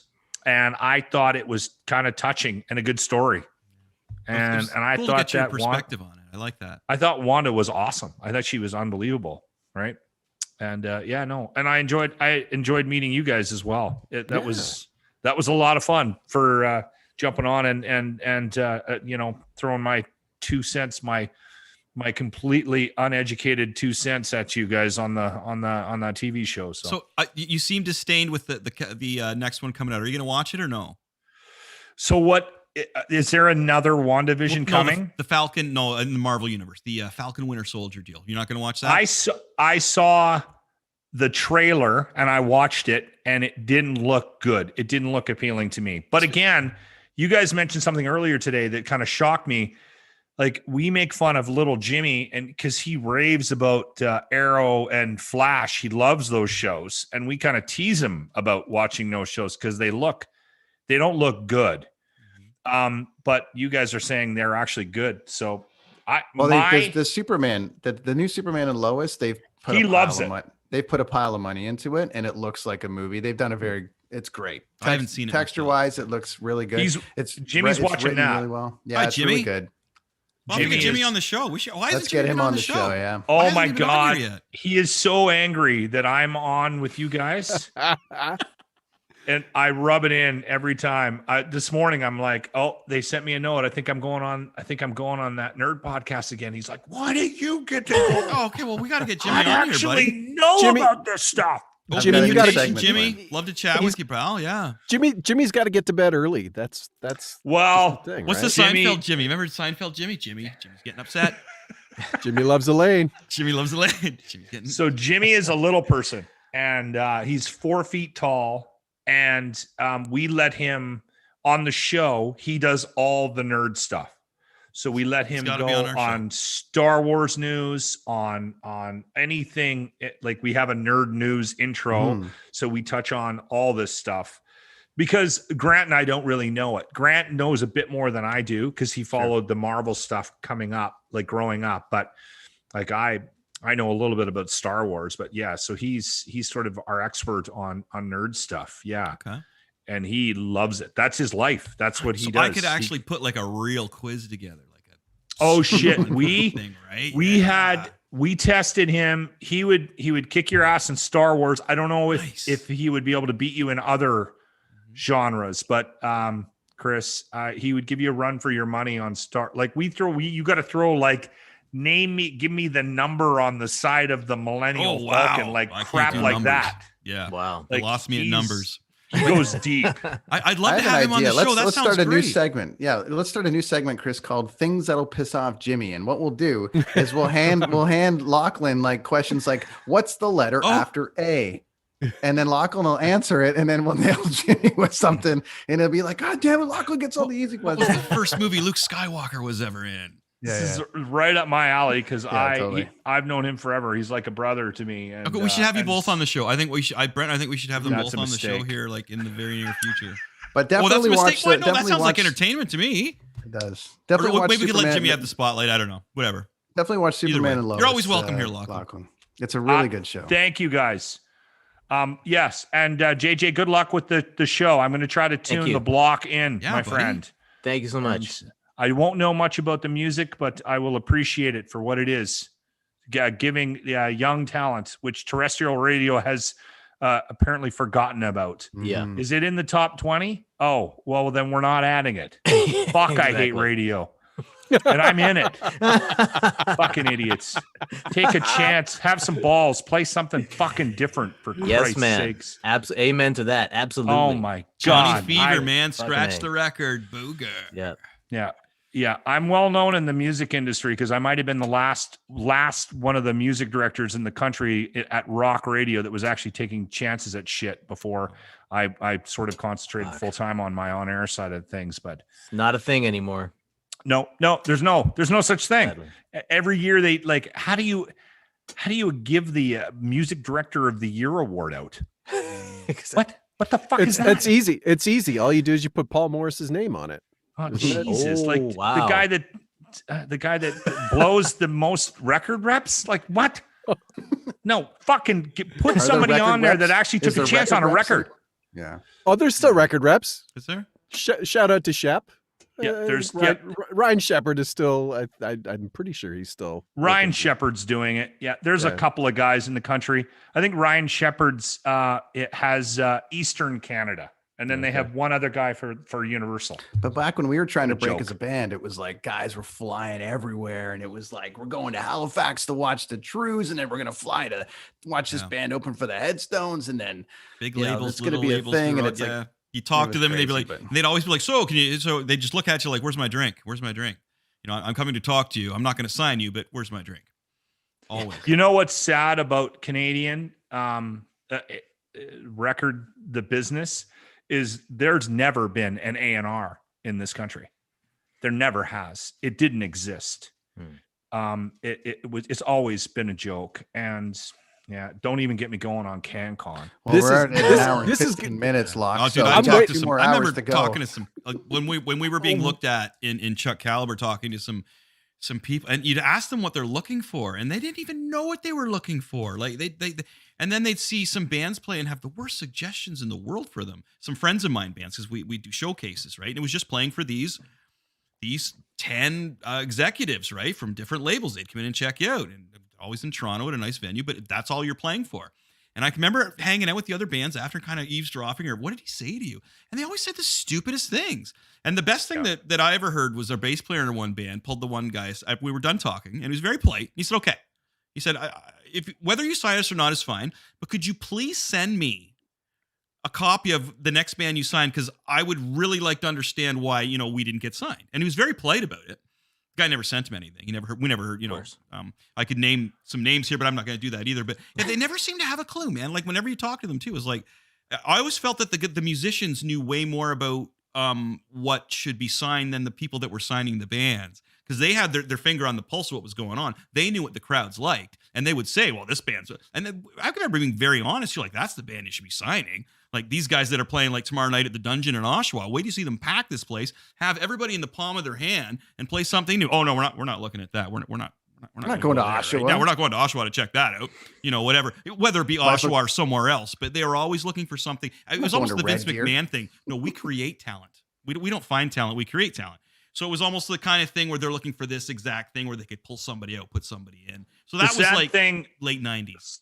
The sad thing about it, in my opinion, is that bands, because the type of personality trait that gets drawn to that industry is looking for approval. So they're constantly asking their friends, their family, the fans, people in the business. And if you ask enough people, you're gonna attract the wrong type of personalities to you that want to give you advice. And at the end of the day, the guy that should be making the decision creatively on what they're doing is the person doing it, and that individual should be responsible for the creation of what it is that they're doing. And if it's real and it's true and it comes from the fucking heart, people are going to gravitate towards it.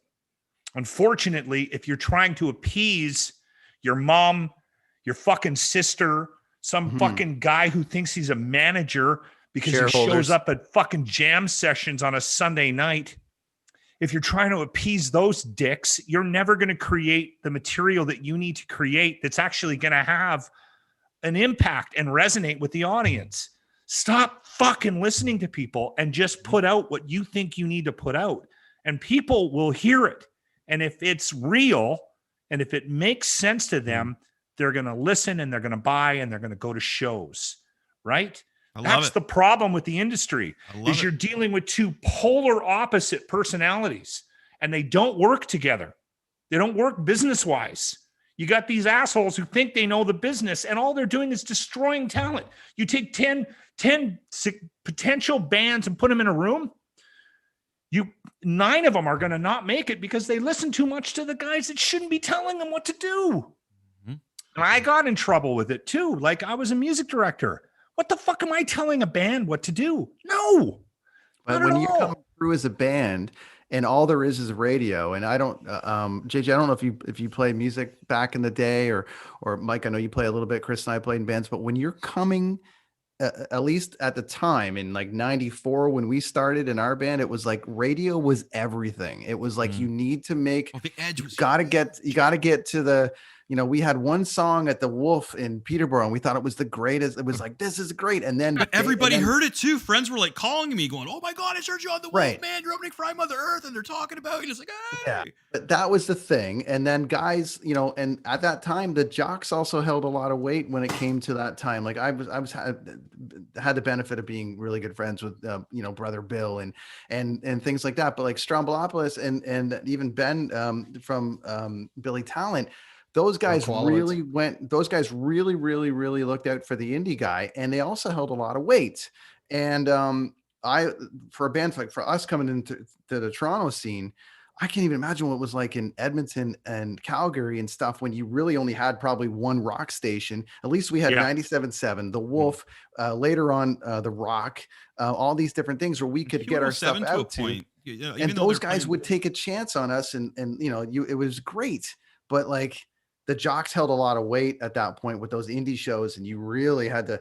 That's who I remember being like, hey, if we can get like Martin Streak, if we can get Brother Bill, if we can get these guys to like us, and come, and we'd invite the jocks to the shows, and then they're talking to the radio guys from the label, and the label guys are like, did you hear about this? And it was kind of a little bit more on that level, but then there was like 5 managers ran everything in 1994. So you just really, well, I can remember playing Edge 102, and they would open up the studio to the main street there. Right. And bands would come in and play. And I can remember pulling in, and we got this, our buddy had this huge old Cadillac, like from the 70s. And we all pulled in that, and we're listening to them and said, oh, I think Czech Caliber's here.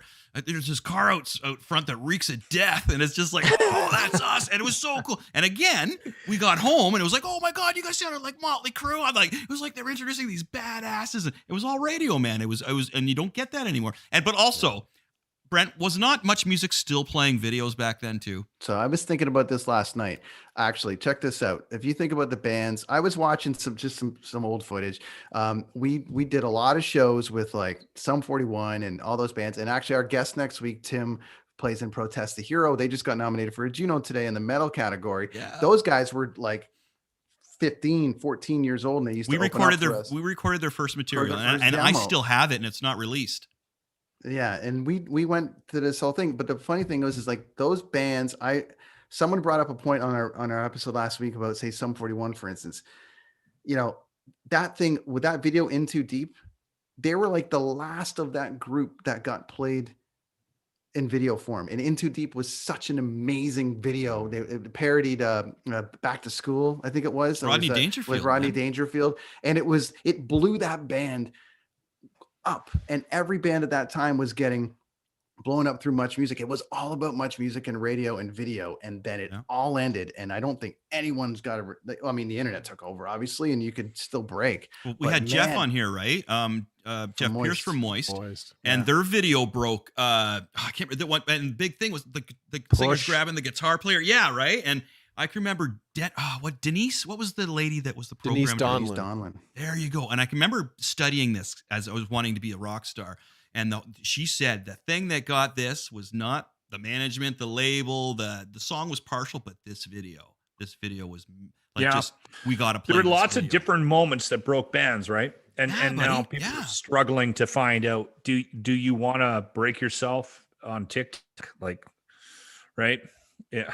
Well, now there was a really great point the other day that TikTok's the new record label. It is. JJ, yeah, definitely. JJ, you're launching. Okay, let me go to you for a minute, and then we'll move on. But JJ, with the new show, comes with all of this new content that I'm sure you guys are mandated to make sure you're hitting all of these platforms. But I heard a quote the other day saying TikTok's the new record label. Get on it or you're out.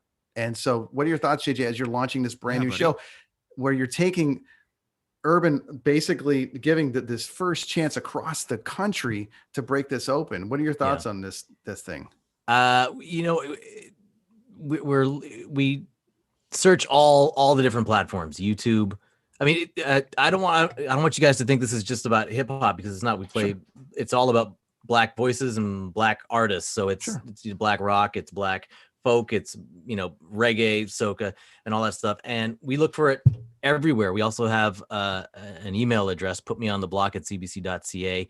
And we're inviting people throughout the show to send us your stuff. We want to hear your stuff, and we want to go through it. We have a very small committee that goes through the music. And, I'm not on TikTok. Good for you. I just feel like that. Yeah, I just feel like some social media is a toilet, and it's actually been a challenge. Going on Twitter is just a fucking nightmare. It's like the world has got to be better than this. This is like the worst possible slice of demographic I've ever seen in my life. So I try to stay off of that, but then a lot of artists are only promoting themselves on Twitter. So I got to venture out there. You know what, though, JJ, I think, and again, not that I should be giving you any advice on what to do with your show, being probably one of the second whitest men in the country, but I think you shouldn't lose sight of the value of what it is that you guys are offering these artists if you're exposing them for the first time to an audience at all, and take pride in that, because a lot of these bands a lot of these artists probably would never, regardless of what it is they do, may never get the exposure you're going to give them on, even if it's just one spin. Yeah. Right. And that'll go a long way. That's compared to what I was kind of talking about when I was younger, right? It's the same deal, man. It's funny. I don't know if you guys have heard of this app called Clubhouse, which is it's the new drug. It's like LinkedIn on steroids. But I was listening in on it was a roundtable discussion, a conversation, I guess, and it was about new media and podcasts and all how everybody has this, the opportunity to do this now. They're not limited by having their own radio show or getting on TV. Like, you can create your own content. And Julie Adam, who's the VP, I don't know what her title is now, VP of Rogers, Queen, the Queen of Rogers. love me, Julie Adam. And so they were talking about it, and I posed the question to her, knowing in the back of my mind what I thought the answer would be, and that is, what is the point, or what do big media companies like? What is the attraction anymore to somebody who can literally put out a stream or put out a podcast on their own? What's the draw for getting exposure from these big companies? And Julie, to her credit, she said, you know what? Anybody can, there are talented people everywhere, and they can do their own thing. She said, where I think big media companies like the Rogers, like the Bells, as much as the disdain is there, the choruses, is that there is still a major platform for these people to sort of get their stuff out there, or to increase the exposure and the awareness. Plus, there's something to be said about, the experience you can get from the people that are working for these companies. I mean, there's a lot of terrible podcasts, not this one. There's some really bad content, and it's not for lack of there's potential there. But the difference between sort of having your own radio show versus doing your own podcast or stream radio show is you don't have the luxury of somebody with experience that can be like, hey, this is good. Why don't you try this? And I think that's where the big media companies still have, there's still some value to being a part of it, because really, I'm trying to figure out where the whole radio industry will go, because it's like anything though, Mike. I mean, I think your you're always going to, regardless of what format or medium you're on, the cream of the crop is going to rise to the top. Yeah. Right. And Absolutely. you're going to have people that are going to gravitate to the podcasts that are good, the radio shows that are good, the YouTube channels that are good, that there's going to be a reason why people go to them. So I think that, it's the same thing with Rogers and Bell and Court. They have good shows and they have shitty shows, and they know what their good shows and their bad shows are, right? Absolutely. But the same thing with the record companies. I mean, what is the draw for a band to get signed by a label anymore? Or to I don't see the value of, as it was back when you guys in 94, where if you get signed, you've got the money behind you. I mean, you have to pay it all back before you see any profit, but you had the machine behind you. Whereas now, record companies forgot what they were supposed to do. Yeah, which well, was the promote. individuals are the machines. Like the individuals, they forgot that they had the power to promote. Here's the thing, though: you still got to go out and sell tickets. Yeah. And to Lachlan, to your point, there's a shit ton of bands out there that are doing a lot of streams and a lot of whatever. And take it from me, I mean, no one sees more shows than I do. The difference between a soft ticket and a hard ticket, be able to sell tickets and not just sell tickets at the fair, is a big difference. And what's gone away is that machine of all of them working together when it was working from the standpoint of like great talent, great video, great song, great record, big tickets, big rock stars. Now everyone's the same. Everyone's the same. I can tell you, you can probably all name every single member of every one of your favorite bands. I couldn't, tell you shit now because none of the bands are featured anymore. If the song lasts for 30 seconds, great. If it makes it past 30 seconds, maybe you'll research the band. It's just a different kind now. And I think that it's such a crazy times, to your point, Mike and Locke and everything, that like, yes, I agree that you can be guided from somebody within Rogers and Bell and some of these people that have experience, but they have to get it too. And I think that there's a lot of people that don't get it. But I mean, that's been going on. But that's the music industry. I think, I think it got to a point where they were so set in their ways and so set in this is how we've done it for so long that they didn't have the foresight to see what was coming and to educate themselves on where it was going. And I blame Justin Bieber. Don't you want to blame the monarchy? You had something to say. No, I blame Justin Bieber because he was like one of the first artists to really blow up on YouTube, right? He was discovered on YouTube, and people realized I don't necessarily. Everybody thought he did it, and everybody thought they could become a star. And then all the different platforms came out. TikTok is a thing now. Lil Nas X blew up, and he was on the charts two summers ago for like a year, half a year, like something ridiculous. And people just don't feel like they need the labels anymore because the labels, like you said, Lachlan, stopped doing the thing that they needed to do, which was promote acts. They were addicted to the dollars that were coming in from the units sold. Yeah. And they were also trying to sue technology out of existence every time a new something popped up, so that they wasted billions of dollars, and they lost their collateral. They lost the bank.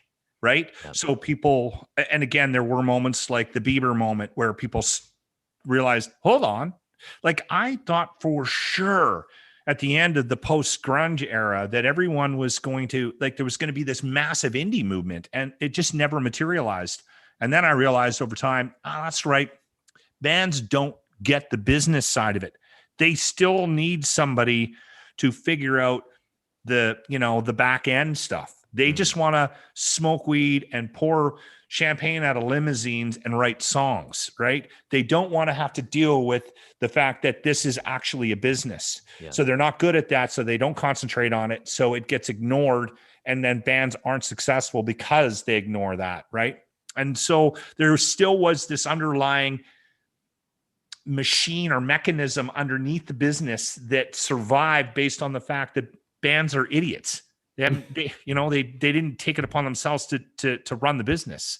but there could have been this massive independent movement that just completely eliminated labels altogether. They're still hanging around. It never happened. You're going to see it now. And that You're happened, see though. it now. There's going to be an indie movement now. I think you're right, Brad. It's coming. But I think that happened 10 years too late. Mid 2000s, maybe. Who's the artist? JJ, you might remember. Was it Remy Shand who he recorded his whole album by himself in his basement in Winnipeg? No studios. Exactly. Out of Winnipeg. And Remy Shand. Elton John gave him the cosign. And I mean that right there was the you no longer needed to get a studio. You could do all this stuff.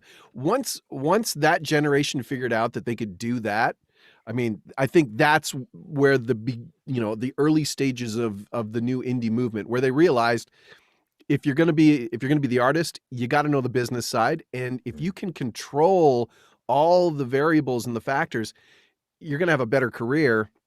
You're going to be a hell of a lot happier, and you're not going to have to answer to as many, dickheads as most bands did prior to that, and have to justify and figure out who's stealing money from my pockets type thing. And then plus, you get to come on podcasts like this. And I blame Speaker's Corner too. I remember that Bare Naked Ladies. Corner was great. That's true. Awesome, boys.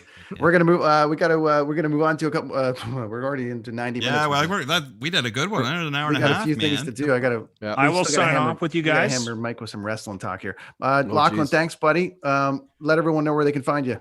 Follow me on Twitter. JJ's favorite social media platform @Lachlan Cross. Awesome. I'm nice. I'm not. Let's get Jimmy on here with you, and we'll have a showdown. Of some kind. Oh yeah. Well, you got to. I'd like to talk to Jimmy. I'd like to have another nerd like myself on. Chris, Jimmy would go crazy to meet you. I'd like to meet Jimmy you, too. JJ. All right, you guys have a good night. I really appreciate you guys having me on. Oh, cheers! Take buddy. care, Thanks for coming out. See you next time, buddy. Anytime. See you, dude. Yeah, JJ. Fellas, I'm gonna step two. I'm gonna bounce. I got a early morning back down here in the basement. Do your knowledge on comic books and the pop culture. I totally respect as well, man. I'd love to. Thank you, man. I dropped the ball on the Avengers. They're just not my forte. That's okay. No, I'd like to chat with you more in depth. About this stuff in the future as well. Let's do it up. Definitely. Let's do it up. Anytime, buddy. Okay, guys, thanks for having me. Good seeing you, Jay. Okay, that's JJ. Take care, buddy. Holy boys, keeping going here. Okay, let's hustle. Wow. Here we got to touch on some. Okay, can you guys give a quick AEW update while I jump out for just 2 seconds, and then I'll be back? Sure. Well, I want to talk a little bit about the debut of Christian. There you go. So you guys do that. I'll be back in 2 seconds. Okay. So, anyways, a big surprise. They kind of hyped up all week. There was some talk about it being Kurt Angle. There was some talk about it being somebody like else that was kind of in that realm that could have brought Mark Henry, I think Mark Henry, some things like that. Listen, I won't get into the insides of it, but what do you think overall as far as a move for Christian? Well, okay, I mean, bottom line is I'm thrilled for Jay, just from the simple standpoint that here's a guy that had to walk away because of injuries in the ring, that concussions. 7 years ago, the medicine behind it wasn't there. It wasn't as exact. They worked with what they had, and it sucked because Jay is amazing. Like, dude is probably. I saw Bully Ray just put a quote out today saying there is absolutely not one better person for any organization than Jay. He's when it comes to work, like actual in ring and the whole, like, Jay has always been really, really good. And you ask anybody that's ever stepped in the ring with him. I was listening to Renee's podcast today. She had an interview. She had an interview with Jay, and she was bringing up the fact that her husband John Moxley knew of Jay before they started working, but he said, it wasn't until I actually got in the ring with him that I realized how fucking good he was and how much I could learn from him. So, and that's been the thing. Jay he's always been really good. And, for better or for worse, he's always been sort of in the shadow of Adam and Edge. And I don't think it was by design. I think that's just, how it was. But and Jay's had his moments. When Jay went to TNA, he showed exactly what, everybody else knew. Yeah. And I just, maybe Vince never saw it. I mean, well, the jokes are always out there that, Vince always thought he was a creepy looking bastard and, a weird looking guy. Wow. But Jay is fantastic. And I will say this, I was thrilled when he showed up at Rumble. I had no idea he played that one very close to his chest. Only a few people knew that he was cleared. And the fact that he gets to do it, and he's been medically cleared. The doctor has said that, he is I want to ask a question. No worse off now than he would have been 7-8 years ago, like any other time in his career. I want to ask a question about that. We won't spend too much time on this for a second. You have a bit of insight because you're buddies and stuff, but listen, AEW signed Sting. Sting wasn't supposed to like move after what Seth Rollins did to him. Yeah. You know what I mean? Then we get, Jay, getting that sort of like clearance. And I guess obviously you got clearance through WWE, but like, is there clearance protocol that's different all the way around? No, I mean, that? I'm not completely like, I know that Jay went to, it's a concussion. Yeah. Specialists in Tampa, which were the same, I think was the same place that he originally went 7 years ago when, he was diagnosed and they were working through all that. But there, I believe there are standard medical, established guidelines and levels. Like there's serious ass testing. Like he was saying in Renee's podcast that he had to go and he did this initial test with his doctor in Tampa, and then he went to, I think it was Pennsylvania, to see another doctor where they did like the bigger barrage of tests, like 5 hours of intense, where he's working out and he's got these special goggles on that shine lights and are making sure that his reactions based on the exertion and all that stuff. So I don't think it's just a willy-nilly like, all right, Vince, we got a guy, he checks off these boxes, maybe. I feel like there were, I just felt like it was like, oh, well, not Vince won't let me wrestle. So I'll go to AEW. They'll let me wrestle. No. And I'm always worried that, and I can't imagine Tony Khan would be like that, but anyways. No. But again, in this case, I know for sure that he was medically cleared out. Like nobody in the wrestling world knew. Good for him. So it's too bad that Royal Rumble moment didn't happen in front of a whole bunch of fans. And now it's blown my whole WrestleMania timeline thing out that I had about him turning on Adam. So now it's all messed up. Someone better turn on Adam, or I'm going to be all messed up. But I'm thrilled for him. I think this is a great opportunity. I know that everybody in AEW is absolutely over the moon that he's there, because not only is it great, he can still go. But he gives you so much on the back end from an experience, a producer side. There's a lot of young guys and girls at AEW that he can really do a lot of great work. And it's, it's closer-ish to home. I mean, Jacksonville to Tampa. Yeah. And plus the cool thing is that his daughter is going to get to see him in a ring and perform in front of hopefully bigger crowds as we get through the pandemic, which is awesome. And his daughter is a huge ham. She is like Jay. She loves the spotlight. So she is going to be loving seeing him do all wait to this see good it. stuff. Yeah, that's great. Chris, you got some wrestling questions for Mike? Yes. Oh yeah, check this out. Okay, so I'll try and go. Okay. Then we'll let him go. So we got. Then we'll let him go to bed. Okay. So I want you to pick the best era of wrestling and company. Oh, come on. Really? Yep. Oh, dude. Yeah, man. This is all going to add up to something though. Okay. The best era. Yeah. So give me the best era. Like what, you can even take one there's year. so many variables. You got to pick one though. That's why these are intense for you, my friend. That's why these are like for you. But for a nostalgic point of view, the mid 80s is always going to be for me. That was it, because back then I didn't know any better. Right. And I was as pure. The magic was there. So if you could take any era, wasn't drawn. So what company though? I'll take 1986. Okay. WWF 1986, because that was the year we still, we had Hogan, we had Orndorff, we had Bundy with the British Bulldogs.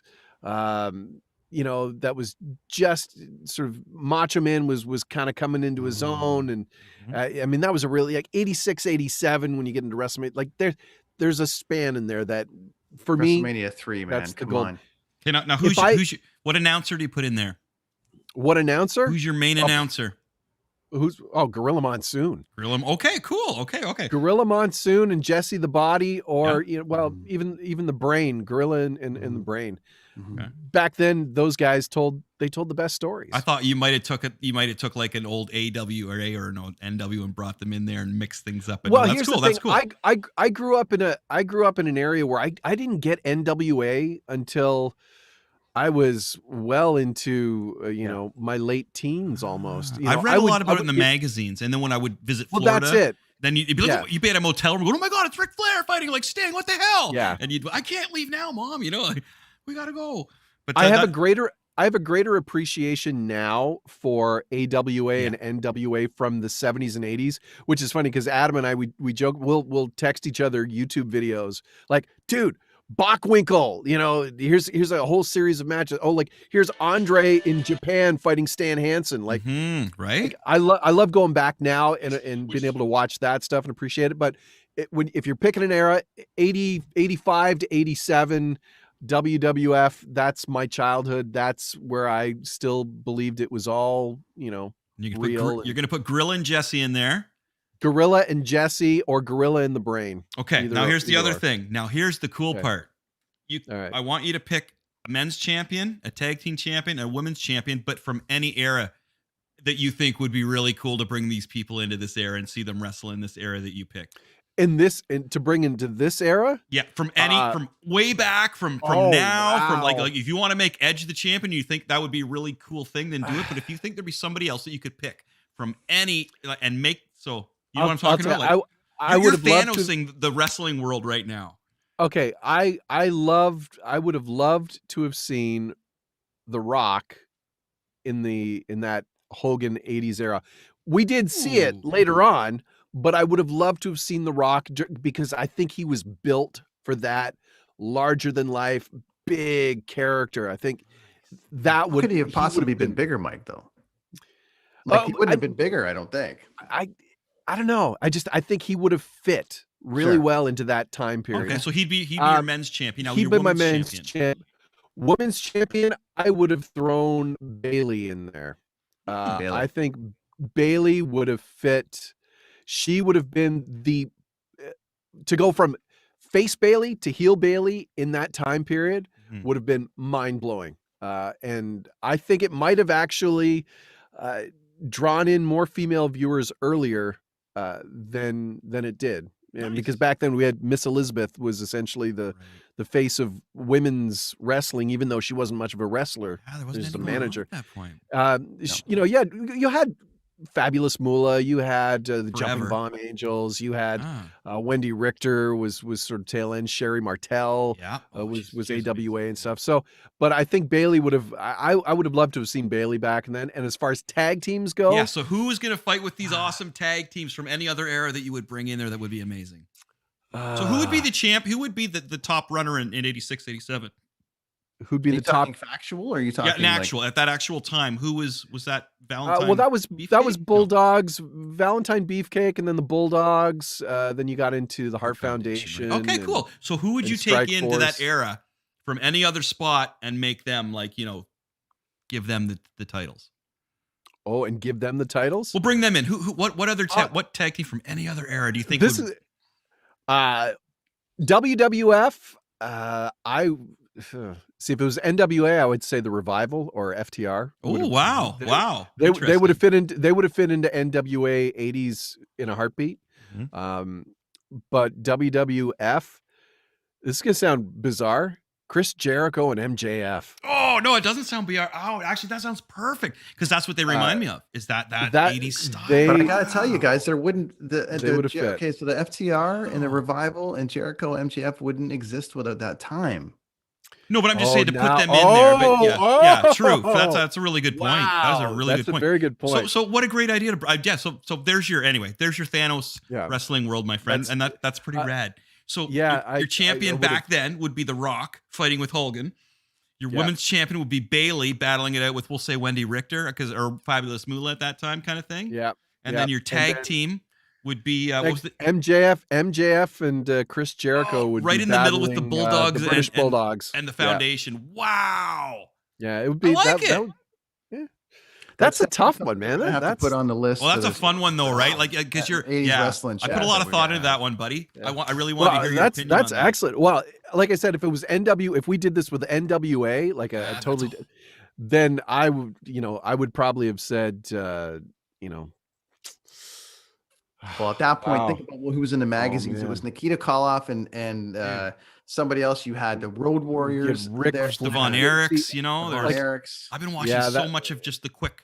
You know when they do the spotlights on the different territories on the YouTube channels? I found one that was 2 hours long, and I just did all of them. And I've been watching that while I've been like just drawing or whatever, man, going through all the territories. I'm telling you, man, there's something about the 70s and 80s wrestling. Oh, it's beautiful. Which I really hope, and I'm seeing shades of it now, that some of the guys, the real, the ones that study, you study the past, because it will help with the future. Definitely and will. I think there's a lot of stuff that they can draw from back then. They're already starting to do Four Horsemen. So there we go with some of those guys. Wow. Yeah. That's like all this being like the leader of that group with FDR and those guys. Well, it's funny because I actually, I messaged Cash Wheeler, Daniel, after the AEW Dynamite where they came out with JJ Dillon and Tully and it was the 6-man with the Jurassic Express. And I said to him, like, dude, you have no idea how excited I was, not only to see Tully and JJ out there, but the fact that you guys, because I know how much those guys love and worship, Tully, Arn, JJ. Like, I know how much that meant to them. That's really cool. Watching that, I was like, dude, and I'm like, tell me that. He goes, dude, it was surreal.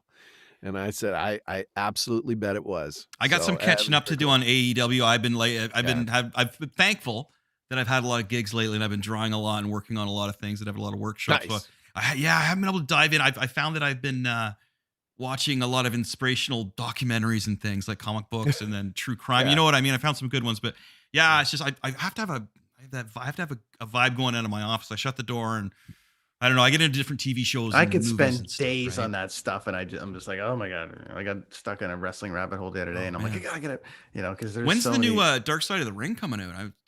Starts soon, I believe. Soon, I believe. I hope so. I'm very curious to see what's going to happen now. I don't know if you guys heard, like the WWE Network, they had that big deal with Peacock, NBC Peacock. I believe it's March 18th, where I guess WrestleMania will be the first pay-per-view that's going to be strictly an NBC Peacock version of the WWE Network.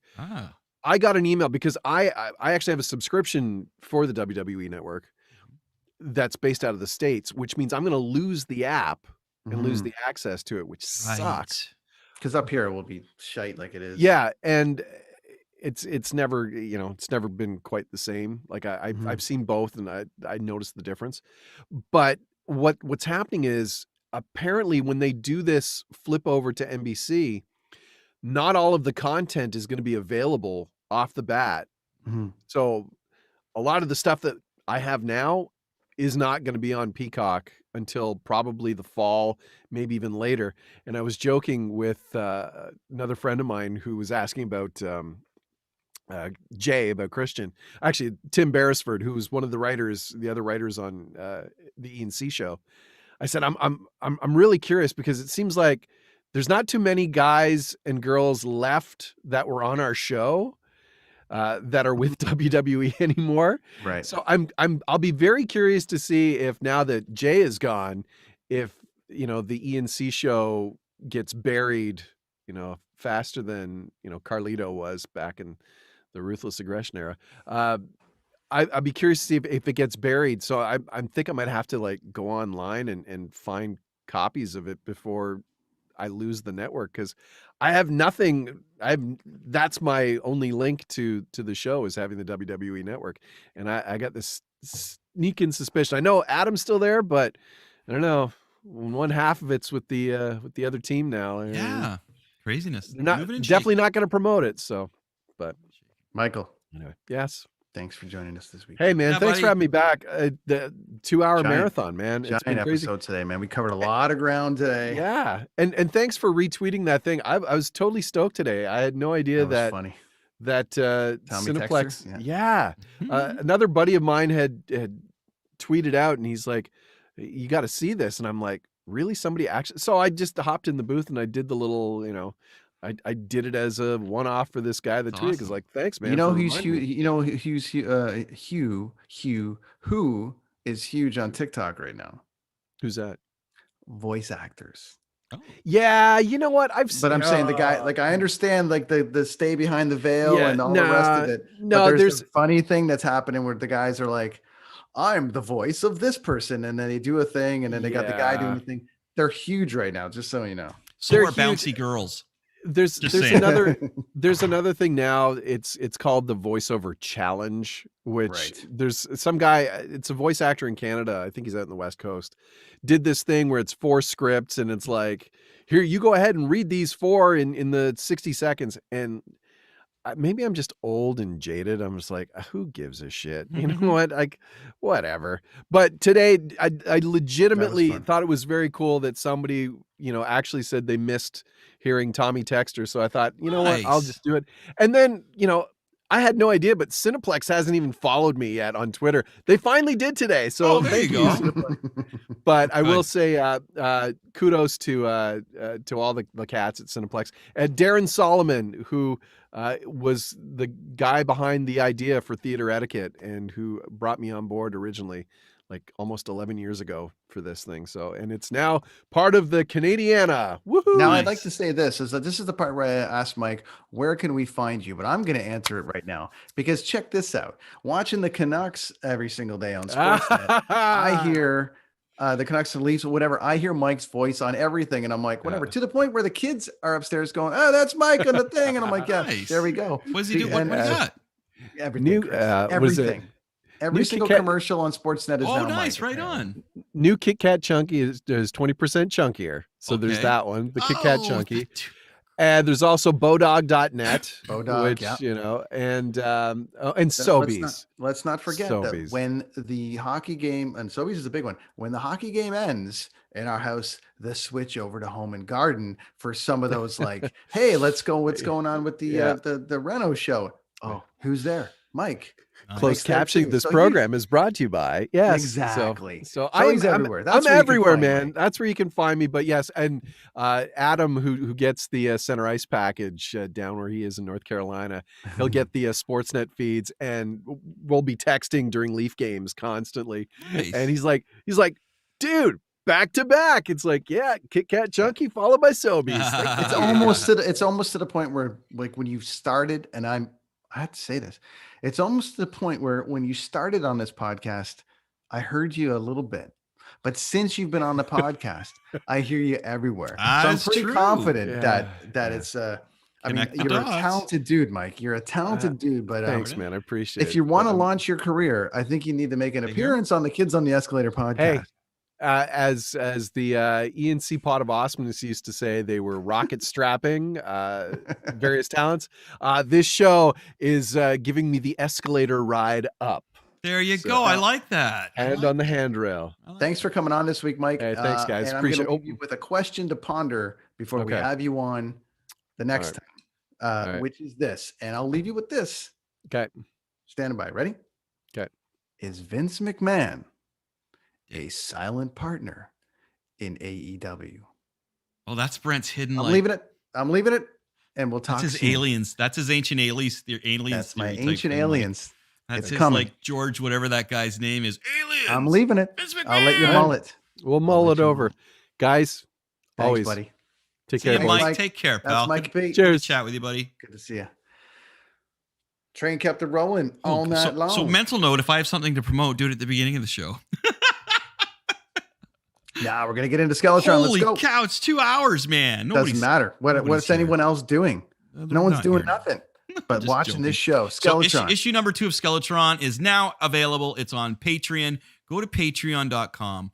Put in Machete Comics. That's all you got to do, man. Even just Google Machete Comics. It'll come up.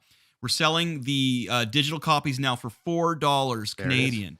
$4 Canadian. Now, what we're doing now is a plan, though. We're taking the money that you spend on our digital comic, and it's all going towards our printed issue. Okay, so we need $500 though. So I don't have $500, man. I really don't. If I did, I'd just pay for it. But I'm not like, sure. You know, I don't have like this huge. I'm not royalty. If you are. Machete royalty, right? Music. Anyway, so we're trying to generate money so we can print the damn thing because we want prints, but we need $500 to do it. I don't have $500, but I would love if people could buy the digital copy. We have issue 1's available now. Issue 2's available. It's a great story. I think it's centered in Kingston here. The new issue comes out. The military has got involved, and I really enjoy it because I get to. The main guy in the military is an old friend of mine named Sean Burwell, and his name is Shane Burhell, and he's already cleared me that I can talk about him, and he's not going to sue me. He's a very, very, very awesome dude who has worked in the military. He is the military. Like, he was in the Iraqi wars and all that stuff, representing Canada, and he had some stuff he told. He was the first. Well, he was the first one in and the last one out on the things he did. So he had some crazy stories for me. So I'm really having this character shadowing Sean, which is great. And he swears a lot. So there's a lot of beeping.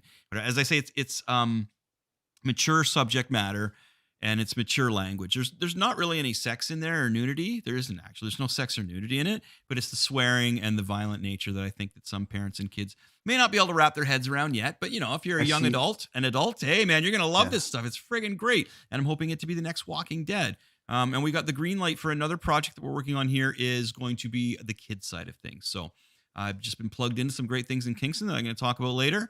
And great opportunities for a children's comic book / children's show now that we will slowly be evolving as well. So I have to switch gears a bit because I actually have issue 4 all illustrated and ready to go. The problem we have is transferring it to the computer and adding the dialogue and all the other things to it with everything going on. It's a 2-man operation, just myself and my wife. So it took a little longer, but issue 2 is available, my friends. It's out there. And the military's involved now. The fade to black is going on, man. Crazy stuff is afoot in Kingston. Lots of evil demons, but there's lots more to it than that. I just spit right on myself on my screen. Well, it's we'll put it up obviously for everyone to buy. Yeah, and do Patreon. The rest of it. Just Now Patreon. You put it on Patreon, but it was available on something else. It was on Blurb, but Blurb was taking a little bit of money off us, so we had to charge $5. So and plus Patreon goes towards us actually being able to print it, which is what we want to do. We want to take the money that we're getting from this digital copy and put it towards the actual printed copy. Sure. So it's not, when you buy the digital copy, you're not buying me beer or, you know, the local cannabis shop or like even food. You're not buying me that. What you're doing is you're helping us get further our dreams of having a comic company and getting our printed copy out there. Like, not as cheesy as it sounds, man, that's what it is. You know, in another 5 years, I'll have a Patreon started for me to be like a wrestling manager, and then when I'm in my 70s, I'll have one to get me to be a game show host. But right now, it's this comic book, and I love it. I have we're on issue 2. I have up to issue 50 in my noggin all ready to go here, and then I could keep going after that. I could have cartoons, I could have TV shows, movies, but I do need a little bit of help right now. I will admit that. Yeah, everyone go buy it, and we're gonna put it up everywhere. Check it out on the Patreon. For Chris Machete and Machete Comics, Skeletron issue 2. Yes. For those patiently waiting, it's here. It's finally here. It is. So Patreon this time. No more of the Blurb. We're not on there anymore, as I mentioned. But I get $4. It's $1 cheaper. Great. And all your money goes towards us printing it. That's $4 is better than $5. Well, that's what I'm saying, right? Like every dollar there counts. You go. And especially once you start buying like 24 issues, you're going to save $24, right? So you've been watching tonight on all the platforms, everybody. The audio version of this is not going to come out until Friday. So Thursday, the next couple of days, we're going to run we're going to hammer a pretty decent Patreon campaign all over all of our platforms to really get it out there. And it's $500 is what we need to make to print. How many copies do we get out of that, Lonnie? We get 100 copies out of $500. Okay, so that's the price. That's the lowest price we found for the best quality and for a normal size comic, right? That's the best we've got.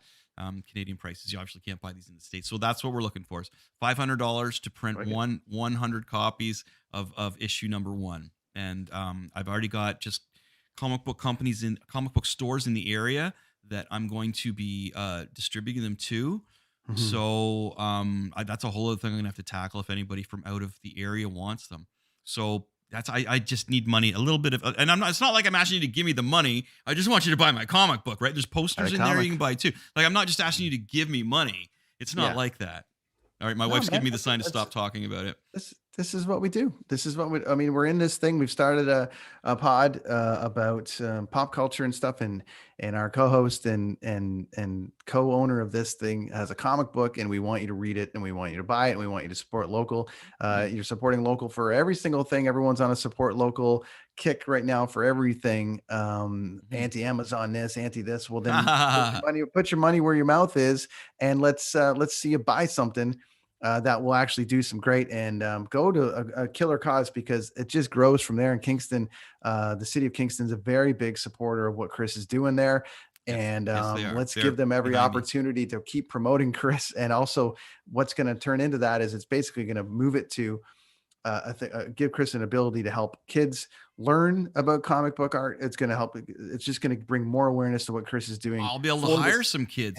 I'll be able to hire some kids to draw comic book art, or some people out there. Like, I would love to have like 4 comic books on the go and just be like, hey, I'm just running the show here and writing a little bit, man. Like, yeah, like I'm definitely want to pour back into the industry. Yeah. So we covered a lot of stuff today, man. And I one of the things I wanted to touch on too with the Wanda, which we didn't touch on just yet, was the writing of the female character, and just the writing in general, how they brought it all together. And 2 of my favorite lines were delivered by Vision, which is, "What is grief if not love persevering?" And I thought when that delivery was done was just amazing. At the end of episode 8, when Wanda was kind of freaking out and but losing everything. And, I just thought it was such a great line. And then the line that won the whole thing for me which for me, the delivery, the setup, the everything has to put WandaVision in some kind of category for writing, really, for sure. Really and also has to elevate Paul Bettany. And it really was the 3 main characters were fantastic. I'm just talking about, like, obviously, not just all of them. There was no Elizabeth Olsen's going to get the main a nomination. Catherine Hahn's going to get a nomination. But Paul Bettany needs to get a nomination. I've been a voice with no body, a body but not human. Now a memory made real. Who knows what I might be next? We have said goodbye before, so it stands to reason. Wanda says, we'll say hello again. And I just was like, the writing is just unbelievable. And the delivery of that, and then, it comes out, and then the boys leave and she leaves.